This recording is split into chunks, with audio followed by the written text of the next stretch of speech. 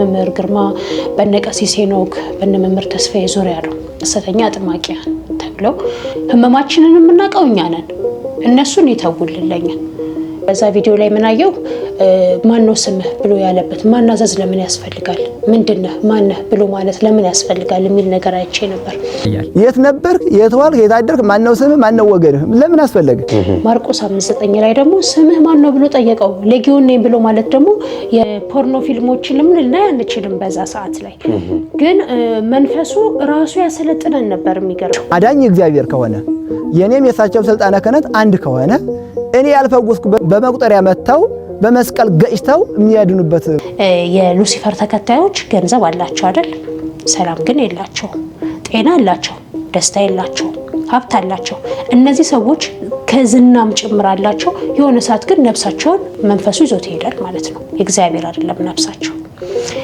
አባቴ ጋርንም እንዳለ አውቃለሁ አይዋለው በህልሜ ታሞ አይዋለው ጠቁሮ አይዋለው እኛ ከዛ ሁሉ ስቃይ የወጣ ነው በመምህር ግርማ ነው ዛሬ እነሱ ላይ በዚህ ልክ ሰው ተነስቶ ሲናገራቸው በጣም ነው ይከፋኛል ጥላ ወጊ አይነት ጥላ የተለያዩ መናፍስቶች ይላካሉ ለላልሹ ማለት ነው ሲላኩ በምንድነው ማወቅ የሚቻለው አዎ ምንድነው አሁን በብዛት ህመሜን ያወቁልኝ መምህር ግርማ ናቸው ህመሜን ያወቁልኝ ቀሲስ ሄኖክ ናቸው ድነትን ያገኙት እነሱ ባሳዩኝ መንገድ ነው ዛሬ ለቅዱስ ቁርባን የበቃሁት እነሱ ባሳዩኝ መንገድ ነው አባታችን መላከ መንክራት መምህር ግርማ ወንድሙ ለውግዘት የሚያበቃ ጥፋት ምን ኖሮባቸው ምን ተገይቶባቸው እንዴት ሆነ አገልግሎት እኮ ያገለገሉ ነው አሁን የተለመደ ስርቆት አለ አይደል አፍዝዘው እስቲችን ያዘልኝ ምናም ብለው ከዛ ያለህን አምጣ ብለው ይቀበሉካል አሁን ይሄ ከልከሊዮስ መቃብር አፈር አስደገመው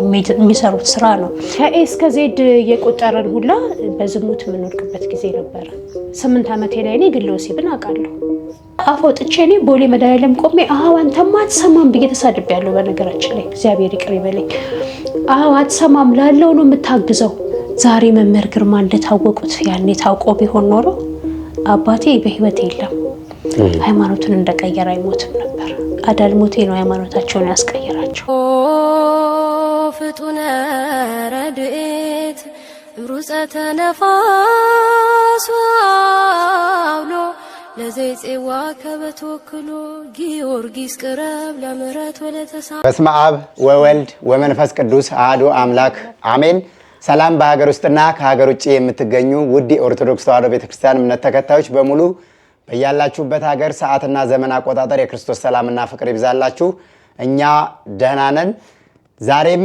እንደተለመደው ለናንተ ይጠቅማል ይበጃል ያልኩትን ፕሮግራም አዘጋጅቼ ወደ እናንተ ይዤላችሁ መጥቻለሁ የዛሬ እንግዳዬ የሕዝቅያ ትባላለች ከዚህ በፊት በመጀመሪያ በክፍል 1 ቪዲዮ 102,000 ተመልካቾች ጋር ደርሷል በሁለተኛ በክፍል 2 ቪዲዮ ደግሞ ቤቷ ላይ ሄጄ የጸሎት ቤቷን ልጆቿን ራሷን በቤቷ ሄጄ እንግዳ ባደረኳት በክፍል 2 ቪዲዮ ዛሬ ደግሞ ለሶስተኛ ጊዜ እንግዳ አድርጌ ይዤላችሁ መጥቻለሁ በቀጥታ ወደ እህታችን ነው የምወስዳችሁ እህቴ ጥሬን አክብረሽ ለሶስተኛ ጊዜ እንግዳዬ ስለሆንሽ ከልብ አድርጌ አመሰግናለሁ እንኳን ደህና መጣሽ እንኳን ደህና ቆያችሁኝ አላየ እኔም እንግዳ አድርጋችሁ ስለጋበዛችሁኝ አመሰግናለሁ ሰላም እግዚአብሔር ከሁላችን ጋር ይሁን እንግዲህ መልካም እንግዲህ ከዚህ በፊት ከአንዴም ሁለቴም ብዙ ነገሮችን አውርተናል ቤትሽ ድረስ መጥቼ ቤትሽ ላይ ቀረጻ አድርጌያለሁ በዛ ጊዜ ግን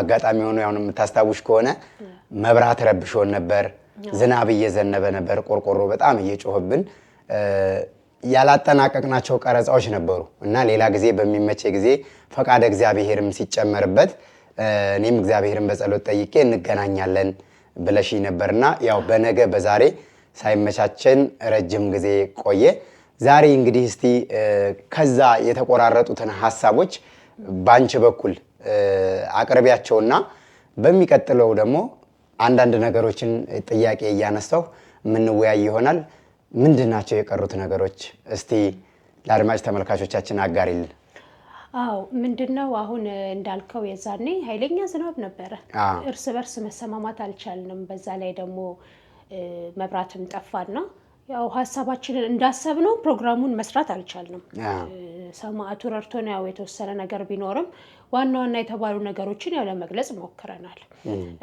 እና ምንድነው የበለጠ እኔ አሁን ወጣቱ በአጋንንት ጥቃት ላይ ባለው በመንፈስ አሰራር ላይ እንዲነቃ ፈልጋለሁኝ።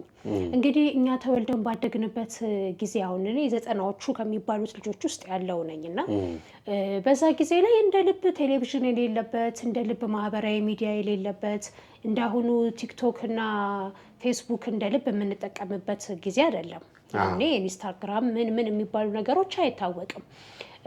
ፖርኖ ፊልሞችንም ልናይ አንችልም በዛ ሰዓት ላይ።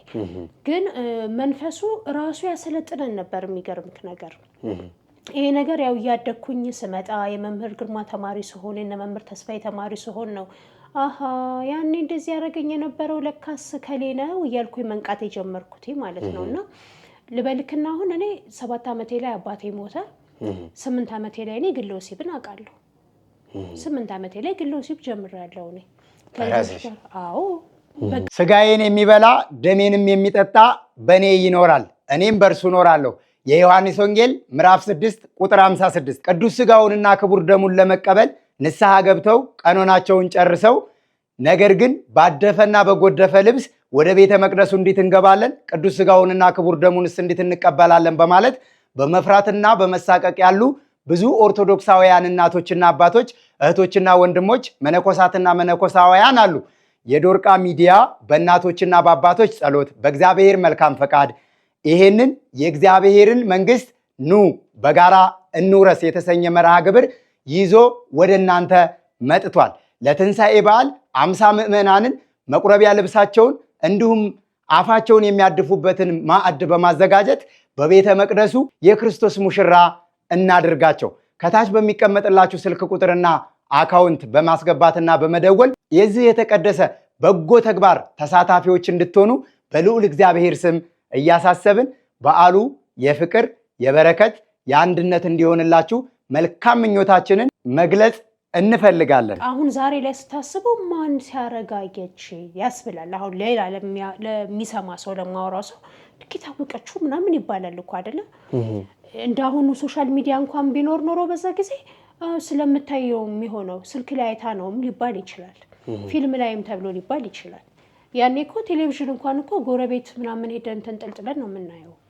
ብዙ ሰው ቤት አይኖርም። ያው ቴሌቪዥን ያለው ሰው ያው እንደ ባለ ሀብት ተደርጎ የሚታሰብበት ጊዜ ነው የኛ እድሜ። ስለዚህ ምንድነው መንፈሱ በራሱ ያሰለጥንካል ማለት ነው። በቃ ራሱ ያሰለጥንካል። ከዛ በተረፈ ደግሞ ባለው በእድገቴም ላይ ደግሞ ያው ዱርዬ ሆና ነው ትባላል። 14 ዓመቴ ላይ ነው እኔ ከቤት የወጣሁት። ከእናቴ ጋር ምንም አይነት ስምምነት ስለሌለ በቃ ወጣሁኝ። ጓደኛም ተጽዕኖ አለ። ወጣሁ ከቤት 14 ዓመቴ ላይ ነው እኔ ስራ የጀመርኩት። ታዲያ በዛ ሁሉ ውስጥ እኮ መደፈር ይኖራል። የሚያስደፍርህ ያው ቤተሰብክ የሚያመልከው ጨሌ ነው፣ የሚያመልከው ባዕድ አምልኮ ነው። ቤታችን ውስጥ አለ ባዕድ አምልኮ። ለምሳሌ አጎቴ እስካሁን ድረስ ይፈርዳል። እንደገና ደግሞ ደብተራዎችም አሉ፣ ሞራ ገላጮችም አሉ በዘራችን። አያቴ ጨሌ ነበራት ቤት ውስጥ። እኔ ትዝ ይለኛል ጨሌውን ኩሽና ገብቼ እጫወትበት ነበር። ጌጥ ነበር የሚመስለኝ፣ በቃ ዝም ብሎ መጫወቻ ነው የሚመስለኝ። እጫወትበት ነበር። ታዲያ በዛ በ14 ዓመቴ ላይ እንግዲህ ምንም የምታገናዝበው ነገር አይኖርም። ብን ብለህ ትወጣለህ ከቤት በቃ። ከዛ ደግሞ መንፈሱ ያስደፍርሃል፣ ወደ ሱስ ይከትካል፣ ወደማይሆን ህይወት ውስጥ ይከትካል። ድንግልናህን ክብር ባለው መንገድ አይደለም የምትሰጠው፣ የምታስረክበው በሜዳ ነው ማለት ነው የምታስረክበው። ገብቶካል? ያ ሁሉ ነገር የሆነበት ምክንያቱ ምንድነው? የቤተሰብ ዛር ነው። በቃ አምልኮ ነው ይሄን ሁሉ ነገር የሚያመጣው። ዛሩ ካለ ደግሞ መተቱንም ይስባል፣ አይነ ጥላውም ይኖራል፣ ይስባል፣ መተቱንም ያመጣዋል። ከዛ በኋላ ህይወትክ የማይሆን ይሆናል ማለት ነው። እኔ ሱባኤ ገብቼ እስከምነቃበት ሰዓት ድረስ የመምህር ግርማን ትምህርት እስከምሰማበት ጊዜ ድረስ የነበሩት ዘመኖቼ ከንቱ ናቸው። በጣም የተጎዳሁበት ዓመት ነበር የነበረው። ዝሙት ቀላል ነው በእኛ እድሜ ላይ። ይሄ ሱስ ምናምን፣ ሲጋራ፣ ጫት ምናምን አታስበው፣ እሱ ተራ ነገር ነው። ከኤ እስከ ዜድ የቆጠረን ሁላ በዝሙት የምንወድቅበት ጊዜ ነበረ። ልክ እንደ ጀብዱ ተደርጎ ማለት ነው። የዛን ያክልም ደግሞ ለመስተፋቅርም ደግሞ የተጋለጥንበት ሁኔታ አለ። አስጀምረሽኝማ አትተይኝም እንዴት ተብሎም ደግሞ ያው ሽጉጥም እስከሚመዘዝብን ድረስ ደርሰናል። ይሄ ሁሉ ነገር የሆነው በቤተሰብ ዛር ምክንያት ነው። ደርሰናል ስትይ ሌላ ጓደኞችም አሉሽ ማለት ነው ወይስ? አዎ በእኔ እድሜ የነበሩ ከቤት አብረን የወጣን የሰፈር ልጆች ሆነን የሚገርም ስትወጣ ከቤት እንጥፋ ተባብለ ተመካክረ ነው የምትጠፋው። ከዛን አንዳንዱ ቤተሰብን ፈርቶ ይመለሳል፣ ያው እግዚአብሔር የጠበቀው። እንደኔ አይነቱ ደግሞ ሂድ ከዚህ ተብሎ ከቤት በግድ ተባሮም ደግሞ ይወጣል። እኔ አሁን ወጣሁኝ በጓደኛዬ ተጽዕኖ ምክንያት ነበር የወጣሁትኝ ከቤት እና መጽሐፍ የዛ ሰዓት ለጋራ ነው የምንጠቀመው የነበረው። ብዙ መጽሐፍ ስርጭት አልነበረም እና ሰፈር ውስጥ ያለን ተማሪዎች 2 2 3 እየተመደብን መጽሐፍ እንቀበላለን፣ አንድ ላይ እንጠቀማለን ለጥናት ማለት ነው። አዎ ታዲያ አሁን በዛ ጊዜ መጽሐፍ እሷ ጋር ነበር የነበረው። እኔ የቤት ስራ ለመስራት ሄጄ ማምጣት አለብኝ ማለት ነው መጽሐፉን። የዛ ሰዓት ደግሞ ይሄ ዘፈን ቲያትር ምናምን ሞክር ነበረ። መጽሐፉን ለመጣ ሲሄድ እሷ ለባብሳ ምናምን አገኘኋት፣ ቁምጣ አርጋ ቦዲ አርጋ ምናምን አገኘኋትኝ እና እንዴ ልትሄጂ ነው በዚህ ሰዓት አልኩኝ። አልነገርኩሽም እንዴ ዘፋኝ ነኝ እኮ ናይት ክለብ እኮ ዘፍናለሁ አለች። እኔ ዘፈን ሰራ የለ ቤት ውስጥ ጮህ የለ። ከዛ ለማየት ጓጓሁ። በዛ አጋጣሚ ያው ድራፍትና ኮካ ነው የሰጠችኝ፣ ጠጣሁኝ። እሱን ለካስ ከሌሊቱ 6 ሰዓት ሆኗል። ከዛ በኋላ ወደ ቤት መግባት አይደለም እኛ ጭራሽ አምሽቼ የማላቅ ሴትዮ እንዴት እሄዳለሁ? ጠዋት ስሄድ እናቴ ዱርዬ እዛው ባደርሽበት እዛው ዋይ እዚሽ ቤት እንዳደርሽ ያለች አባረረችኝ በዛው ማለት ነው። በቃ በዛው ወጣሁ። አንዴ ውጪን ከለመርክ ተመልሳ መግባት በጣም ነው የሚከብድክ። ምክንያቱም ወጣ ማለት የቤተሰብ ቁጥጥር የለም። ለጊዜው የሚሰማህ ምንድነው? ነፃነት ነው የሚሰማክ። ስለዚህ በዛው ትቀጥላለህ ማለት ነው እያለ ያው ሱሱንም ለመርኩ። የሚገርምህ እኔ የዛ ሰዓት ወጣው ከቤት ወደ ትምህርት ቤትም አልሄድኩም። እሷ ግን ትምህርቷን ቀጥላ ነበር። አሁን ቅርብ ጊዜ ላይ ከእሷ የተላከ የእውቀት መተት ግን ተጋለጠ ቤት ውስጥ። የሚገርምህ እንግዲህ ከ16 ዓመት በላይ ከኔ ጋር አብሮ ተቀምጦ ማለት ነው። አሁን ጎሮ ነው ቀሲስ ጋር የተሸኘው። ባለፈው አድፍጦ ጸጥ ብሎ ተቀምጦ ነበረ እና አንዳንድ ጊዜ ጓደኛም ሲያጠፋን ከኛ ነው ነገር ወስዶ ነው፣ ዝም ብሎ አይደለም። ኖርማሊ ዝም ብለህ አብራ ከሱ ጋር ስትጓዝ በሱስ ምናምን ትጠፋለህ። እንደገና ደግሞ ወይ ያንተ እውቀት ተወስዶ ወይ ያንተ እድል ተወስዶ በዛ ትጠፋለህ። በጣም ግን የሚገርመኝ ነገር ምን እንደሆነ ታውቃለህ? ሰሞኑን እንደውም አንድ ነገር እያየው ነበረ ሚዲያ ላይ በመምህር ግርማ ዙሪያ። በጣም የማዝነው እኛ ከዛ ሁሉ ስቃይ የወጣ ነው በመምህር ግርማ ነው። ዛሬ እነሱ ላይ በዚህ ልክ ሰው ተነስቶ ሲናገራቸው በጣም ነው እየከፋኝ ያለው። እንዴት ወደ አሁን አንቺ ከዛ ሁሉ ውጥንቅጥ ውስጥ ወደ አሁን መንፈሳዊነት እንዴት ተቀየርሽ? እስቲ ከዛ ሁሉ አረንቋ እንዴት ነው ወደዛ የተቀየርሽ? ምን አለ መሰለክ፣ አንዳንድ ጊዜ ውስጥክ በራሱ እኮ ህሊና የሚባል ነገር አለ። ልክ ነፍስ እየገዛክ ስትመጣ ምናምን እስከ መቼ ነው ትላለህ። የኃጢአቱ መንገድ ይሰለችካል። እስከ መቼ ነው እንደዚህ የምቀጥለው ብለህ ትላለህ። እና የሆነ ሰዓት ላይ አይረሳኝም መምህር ግርማ እስጢፋኖስ ያገለግሉ ነበረ። እኔ ደግሞ ቤቴ ከሳቸው ከቤተ ክርስቲያኑ ጀርባ ነበረ ቤቴ። ይሰማኛል የሚሉት ነገር ይሰማኛል ለእኔ ከጀርባ ስለሆነ እና ሰው መቁጠሪያ ይዞ ሲወጣ ምናምን አየዋለሁ። ግን ገና በቃ የኢየሱሱ ህይወት ስላለቀቀኝ ምንድን ነው እነዚህ ምናምን እንላለሁ። እቴው እባክሽ የጠንቋይ ተከታይ ናቸው ምናምን ይሉኛል። አይገባኝም፣ ዝም ብዬ አልፋለሁ። ምክንያቱም ክርስትና ያስነሳሁት ራሴ ነኝ። የኔ ቤተሰቦች ኦርቶዶክሶች አይደሉም። ራሴ ነኝ ክርስትና ያስነሳሁት እና ባይገባኝም እሄዳለሁ። ቅዱስ ገብርኤልን በጣም ነው የምወደው እና ግቢ ገብርኤል ጸበል ጠጣለሁ ምናምን። ለመሳለም በትክክል እንኳን ማማተብ አልችልም። ደጁን ዝም ብዬ እስምና ምናምን እገባለሁ፣ ጸበል ጠጣለሁ፣ እወጣለሁ። አቡነ ዘበሰማያትን አላቅም። ከዛ የሆነ ሰዓት ላይ ግን ምን መሆን ጀመረ? ስለ ቤተ ክርስቲያን እንደሚያውቁ ልጆች ማግኘት ጀመርኩ። በነገራችን ላይ አንተ ጋር መንፈሱ ካለ የሚያገናኝክ ደብተራ ነው፣ መተተኞችን ነው የሚያገናኝህ፣ መናፍቃንን ነው። ጓደኛ የሚሆኑክ ሙስሊሞች ናቸው፣ ከአንተ ሃይማኖት ውጭ የሆኑ ልክ እንዳንተ ኦርቶዶክስ እንኳን ቢሆኑ በየጠንቋይ ቤቱ የሚዞሩ በየመተት ቤቱ የሚዞሩ ምናምን ናቸው የሚያጋጥሙክ። አትወጣም፣ ከሰርክሉ አትወጣም በቃ። እና የሆነ ሰዓት ላይ ልክ እንደኔው እንደዚሁ በመንፈስ የተጠቃ ልጅ ነበርና ኧረ በመምህር ግርማ የሚባሉ እኮ አሉ ምናምን እያለ ያወራልኛል ስለሳቸው። ከዛ ቦታ አልሰጠውም። ያው የዘሳት ዱርዬነቱም አለ መንፈሱም ተጽዕኖም አለ ምናምን በቃ በላ ጠጣ ቃም ካጨስክ ምናምን ሰከርክ በቃ ብዙ እንትን አይልክም። እየደከመ ይመጣ የሆነ ሰዓት ግን እስከ መቼ ነው በእንደዚህ አይነት አዙሪት ውስጥ የምኖረው ማለት ጀመርኩ። ከዛ ስማ መምህር ግርማ የምትለው ግን እስቲ ማናቸው ምናምን አልኩት ማለት ነው። ከዛ በማለዳ መያዝ የሚለውን መጽሐፍ ሰጠኝ። በማለዳ መያዝን ሳነብ የሆነ አልቅሽ ማለኝ ውርርር አደረገኝ ምናምን። ከኔ ጋር በጣም ብዙ የሚገናኙ ነገሮች አሉ። በዚህ በሱሱም ብትል በኃይለኝነቱ ብትል ምናምን ብዙ የሚገናኙ ነገሮች አሉና የሆነ ሰዓት ላይ በቃ ይበቃል አልኩኝ። በዚህ በኩል ደግሞ በልጆቼ በኩል በጣም ይፈትነኝ ጀመር ሰይጣን። ባሌም ያው በህይወት አለፈ ሞተ። ነገሮች መደራረብ ጀመሩ። ሳትወድ በግድህ ወደ እግዚአብሔር የምትቀርብበት ፈተናዎች መምጣት ይጀምራሉ። በዛው በውጭ እያለሽ ነው ልጅ የሚወለድሽው? ወደ ትዳር ዓለምም የገባሽው? አዎ በቃ በ14 ዓመቴ ከእናቴ ቤት ወጣሁ። ከዛ ራሴን በራሴ በፈቃደኝነት በ16 ዓመቴ ዳርኩኝ።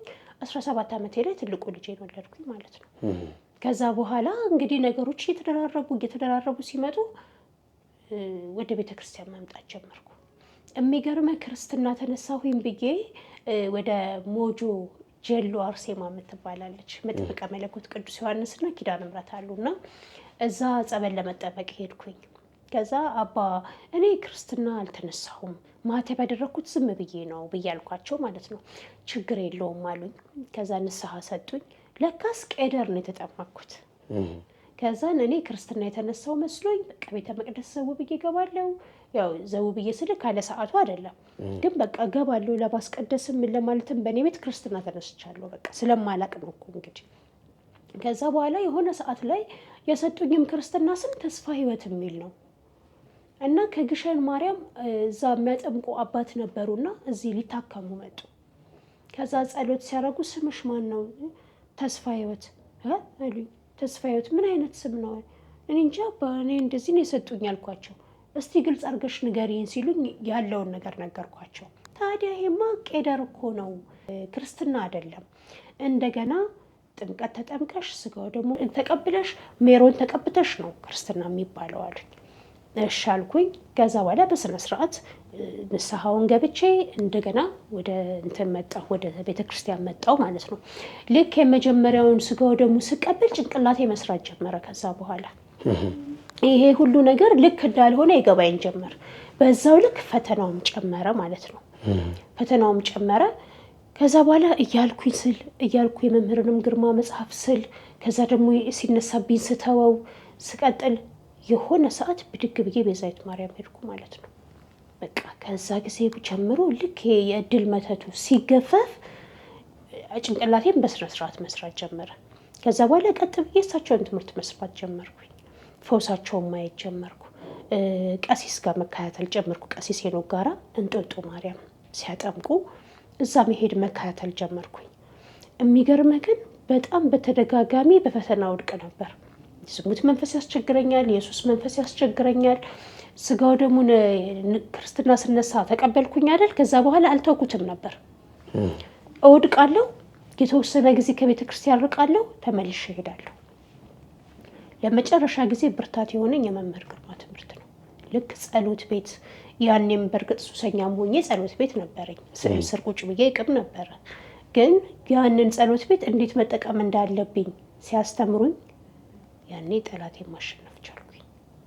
ስገዱ፣ ጸልዩ፣ ቁረቡ፣ በመቁጠሪያ ቀጥቅጡት፣ ጠላታችሁን እወቁ፣ ንቁ ብለው ሲያስተምሩ ነቃው። እስከዛ ድረስ ግን ያው የዘልማድ ቤተክርስቲያን መሄድ፣ በኃጢአት መውደቅ፣ ከዛ እንደገና ንስሐ መግባት፣ ደግሞ መውደቅ፣ ንስሐ መግባት፣ ደግሞ መውደቅ፣ ይሄ ነበረ ድግግሞሽ። አሁን ጸንተሽ ከቆምሽ ምን ያክል አመት ሆነሽ? አሁን ቢያንስ 4 ወደ 5 እየሄድኩኝ ነው። እግዚአብሔር ይመስገን። ህይወትና ፈተና እንዴት ነው? የመንፈሱን አሰራር በምትኖሪበት ዓለማዊ ህይወት የሚሆን መንፈሳዊ ህይወት ራስሽን ገዝተሽ ከእግዚአብሔር ጋር ተገናኝተሽ በሰላማዊ መንገድ ለመጓዝ ምን አይነት ትግል ነው የሚደረገው? እስቲ ከህይወት ተሞክሮሽ። አዎ ፈተና አለ። በፈተና ትኮረኮማለህ። መፈተንክን ለበጎ እንደሆነ አምነህ ከተቀበልክ ብቻ ነው ልታሸንፍ የምትችለው። ብዙ ጊዜ እኛ ምንድነው ችግራችን? ጸሎት ስናደርግ ወይም ስንሰግድ ምን ስንል ጠላታችንን ለመጣል ብቻ ይመስለናል። መሆን ያለበት መስገዳችን መጸለያችን የተፈጠርነው ለምስጋና ነበረ። ጸሎት እኮ በኃጢአታችን ምክንያት የመጣ ነው። ለምስጋና ነበር መፈጠራችን የነበረው። ስለዚህ ስታመሰግን ስትጸልይ ምን ስትል ለእግዚአብሔር አጋንንት ቤት ስትሄድ ዛር ቤት ስትሄድ ስትንበረከክለት የእሱ መሆንህን ያውቃል። ስትገዛለት የእሱ መሆንህን ያውቃል። ያኔ በቁጥጥር ስር ትገባለህ። እግዚአብሔር ጋርም በጉልበት ስትንበረከክና እጅግን ስትዘረጋ ለእሱ ማንነት ግን አሳልፈ ሰጠ ማለት ነው። ስለዚህ ጠላትህን ልታሸንፈው የምትችለው ወይም ፈተናውን ልትወጣ የምትችለው ስጋዊ ነገርን በመጠየቅ ብቻ አይደለም። በቃ ስለሆነውም አመሰግናለሁ በለው። ምስጋና ብቻ ነው የሚፈልገው። በፈተና ሳትወድቅ ቀርታ አይደለም፣ ሰውነት ትወድቃለህ። እኔም ብዙ ጊዜ ወድቃለሁ ግን እነሳለሁ። ወድቃለሁ ተንፏቀህም ቢሆን አፈር ልሰህ መነሳት አለብህ። ምክንያቱም በዚች ምድር ላይ እስከኖርክ ጊዜ ድረስ ህይወት ሙሉ አይደለም። በስጋዊ ነገርም እኮ ስራ ዛሬ ቢኖርክ ነገ ስራ አይኖርክም። ዛሬ ጤና ቢኖርህ ነገ ጤና አይኖርም። በመንፈሳዊ ህይወትም ጠዋት ብትጸልይ ምናልባት ማታ ለመጸለይ ሊደክምክ ይችላል። ግድ የለም ማታ ሳትጸልይ ብትቀር ጠዋት ተነስተህ ጸልየው። ሰዓቱ ቢያልፍ ተነስተህ ጸልየው። በእነዚህ አይነት መንገድ ብዙ ነገሮች አልፈዋል በህይወቴ። በእርግጥ አሁንም ፐርፌክት ነኝ እያልኩ አይደለም፣ አለ ፈተና፣ ግን ደግሞ ታሸንፈዋለህ። ብዙ ጊዜ የሚያበረታቱ ስብከቶችን እሰማለሁ። የነ አባ መቃርስን የነ ሙሴ ጸሊምን ታሪክ ስሰማ፣ የነ ዮሐንስ ሐጺርን ስሰማ እነሱ ገዳማውያኑ በዚህ ልክ ተፈትነው ካለፉ እኔ ደግሞ በዚህ ምድር ላይ ሆኜ የማልፈተንበት ምክንያት የለም። ስለዚህ ልውደቅ ልነሳ፣ በቃ እንደውም ወድቀ መቅረት ነው ኃጢአት። በእንደዚህ አይነት መልኩ ነው እንግዲህ ይወልክ ያለሁት። መልካም። በዚሁ አጋጣሚ እንደው በመጀመሪያ ልክ አንቺ ልጅ በነበርሽበት ጊዜ ያለውና አሁን ያለንበት የቴክኖሎጂ መርቀቅ ከበፊቱ አሁኑ መልካም ነገር ለመስራትም በቀላሉ ታገኛለሽ፣ ወደ መጥፎ ነገርም ለመሄድ በቀላሉ ነው የምትሄጂውና እነዚህ ሁለቱ ነገሮች የቴክኖሎጂው መራቀቅና አሁን ያለው ትውልድ አጠቃቀሙስ ምን ይመስልሻል? አሁን ካንቺ ከራስሽ ጋር እየተጠቀምሻቸው ካሉት ነገሮች አንፃር አሁን ያለውን ቴክኖሎጂ በመልካምነት ከተጠቀምክበት በጣም ታተርፍበታለህ። ልበልክና አሁን መምህር ተስፋዬ በሚሰራው በዩቲዩብ ነው አይደለ? ብዙ ተከታዮች አሉት። እኛ ላይቭ ገብተን መስማት እንችላለን። ገጠመኞችን ሲለቅ እኔም እንዲህ ነበርኩ እኮ ብለን ትምህርትን እንወስዳለን። በዛው ልክ ደግሞ ልጆቻችንም ደግሞ ጥንቃቄ ካልተደረገላቸው በቲክቶክ እየጠፉ ነው ያሉት። በአርቲፊሻል ኢንተለጀንት በኩል እየጠፉ ነው ያሉት። ራስን የሆነ ሰዓት ላይ እኮ ትዝ ካለክ በጣም ራሳቸውን እያጠፉ ነበር ወጣቶች። አስራዎቹ ቤት ያሉ ልጆች በጣም ራሳቸውን እያጠፉ ነበረ። ስለዚህ ገደብ ከሌለ አጥፊክ ነው። ምክንያቱም ለአውሬው ትንፋሽ ተሰጠው ምስልም አለው ብሎ በራእይ መጽሐፍ ላይ የተነገረው ስልክን ነው። ገብቶ ካላደል። ስለዚህ ዞሮ ዞሮ አጠቃቀምክ ለመጥፋትም ለመዳንም ይሆናል። አሁን እኔ ዩቲዩብ እጠቀማለሁ። ዩቲዩብ ስጠቀም እነ መምህር ግርማን፣ እነ ቀሲስ ሄኖክ ወልደማርያምን፣ እነ ቀሲስ ሄኖክ ተፈራን እንደ መንፈሳዊ ፕሮግራሞችን እመለከትበታለሁ።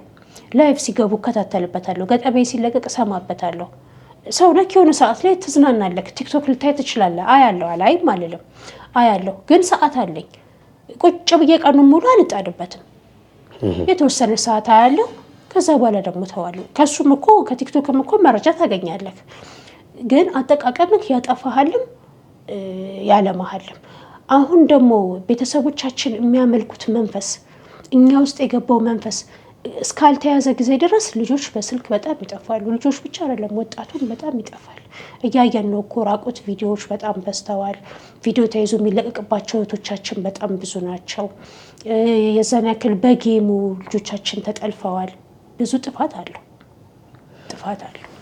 እንደው ምንም አላቅም ማለት አይደለም፣ ግን ለአድማጭ ተመልካቾች ግልጽ እንዲሆን አንድ ሰው መንፈስ አለበት ሲባል የማይጮህ ከሆነ የማይረብሸው ከሆነ የማያመው ከሆነ በምን አይነት መንገድ ነው ችግር ውስጥና የዳቢሎስ አሰራር ውስጥ እንዳለ ማወቅና መረዳት የሚችለው? ምን አለ መሰለክ አሁን ለምሳሌ እኔ በፊት እኔ ጋራ ዛሩም መተቱም ምንም ተጠራቅሞ ተቀምጦ አያመኝም፣ አልጮህም፣ ጸበል ገብቼም ስጠመቅ አይለፈልፍም፣ ምንም አይነት ነገር የለውም። ጊዜ እየጠበቀ ነበር። ማንኛውም አጋንንት ጊዜ ጠብቆ ነው የሚያጠፋክ። አሁን ለምሳሌ ኢየሱስ ክርስቶስ በማርቆስ 5:9 ላይ እኮ ሌጌዎን ነኝ ብሎ ያ በእንትን ዳር ላይ በባህር ዳር ላይ ያገኘውን አጋንንት ልጅ ሲያስወጣው ሌጌዎን ነኝ ብሎ ሲወጡ ይሄ መሄድ የፈለጉት ወዴት ነው? ወደ ርያዎቹ ነው አይደለ? ከሰውየው ወጥተው። ምክንያቱም አጋንንት ካለ ሰው መኖር አይችሉም፣ የሚቀመጡበት ቦታ ይፈልጋሉ። ታዲያ እነዛ ርያዎች ወደ ባህሩ ለምን ገቡ? መግባታቸው በራሱ እኮ ምሳሌ ያለው አይደል? ወደ ባህር የተገለበጡበትና የሞቱበት አጋንንትም ሰው ጋራ ሲገባ እኛን እንዲህ ነው ርያዎቹ እንደገለበጠ የሚገለብጠንና የሚያጠፋል። ጊዜ ይጠብቃል። ሀብት ሊኖርክ ይችላል፣ ጤና ሊኖርክ ይችላል፣ ሰርተህ ልትገባ ትችላለህ። ከገንዘብ ላይ ቸግርክ ይችላል፣ ላያምህም ይችላል። የሆነ ሰዓት ግን ጠብቆ ነፍስክን ይዞት ይሄዳል። አሁን በውጭው ዓለም ብትመለከት የሉሲፈር ተከታዮች ገንዘብ አላቸው አይደል? ሰላም ግን የላቸውም። ጤና አላቸው፣ ደስታ የላቸው፣ ሀብት አላቸው። እነዚህ ሰዎች ከዝናም ጭምር አላቸው። የሆነ ሰዓት ግን ነፍሳቸውን መንፈሱ ይዞት ይሄዳል ማለት ነው። የእግዚአብሔር አይደለም ነፍሳቸው። ሲቀጥል ደግሞ በዚህ ምድር ላይ አሁን እኛም ሀገርም ቢሆን ይሄ አንድ ሰው ልበልክ የደብተራ መንፈስ ቢኖርበት በሰዓቱ ባያመው ባይረብሸው በሰላም ወጥቶ ቢገባ ምን ቢል የሆነ እንከን መኖሩ አይቀርም። በእርግጠኝነት ይሄ ሰውዬ ወይ ቤተክርስቲያን መሄድ አይወድም ወይ ጥሩ እንቅልፍ የለውም፣ አለበለዚያ ደግሞ ያደፈጠ በሽታ አለበት የሆነ ሰዓት ላይ የሚፈነዳ። በደብተርና ህይወት ኖሮ በሰላም ይኖራል አይተን አናውቅም። በመጀመሪያ መግቢያሽ ላይ ባዕድ የሚያመልኩ ቤተሰቦች አሉኝ፣ አሁን ድረስ የሚፈርድ የሚካድም አጎት አለኝ አልሽ። በምን አይነት መንገድ ነው የሚፈርደው?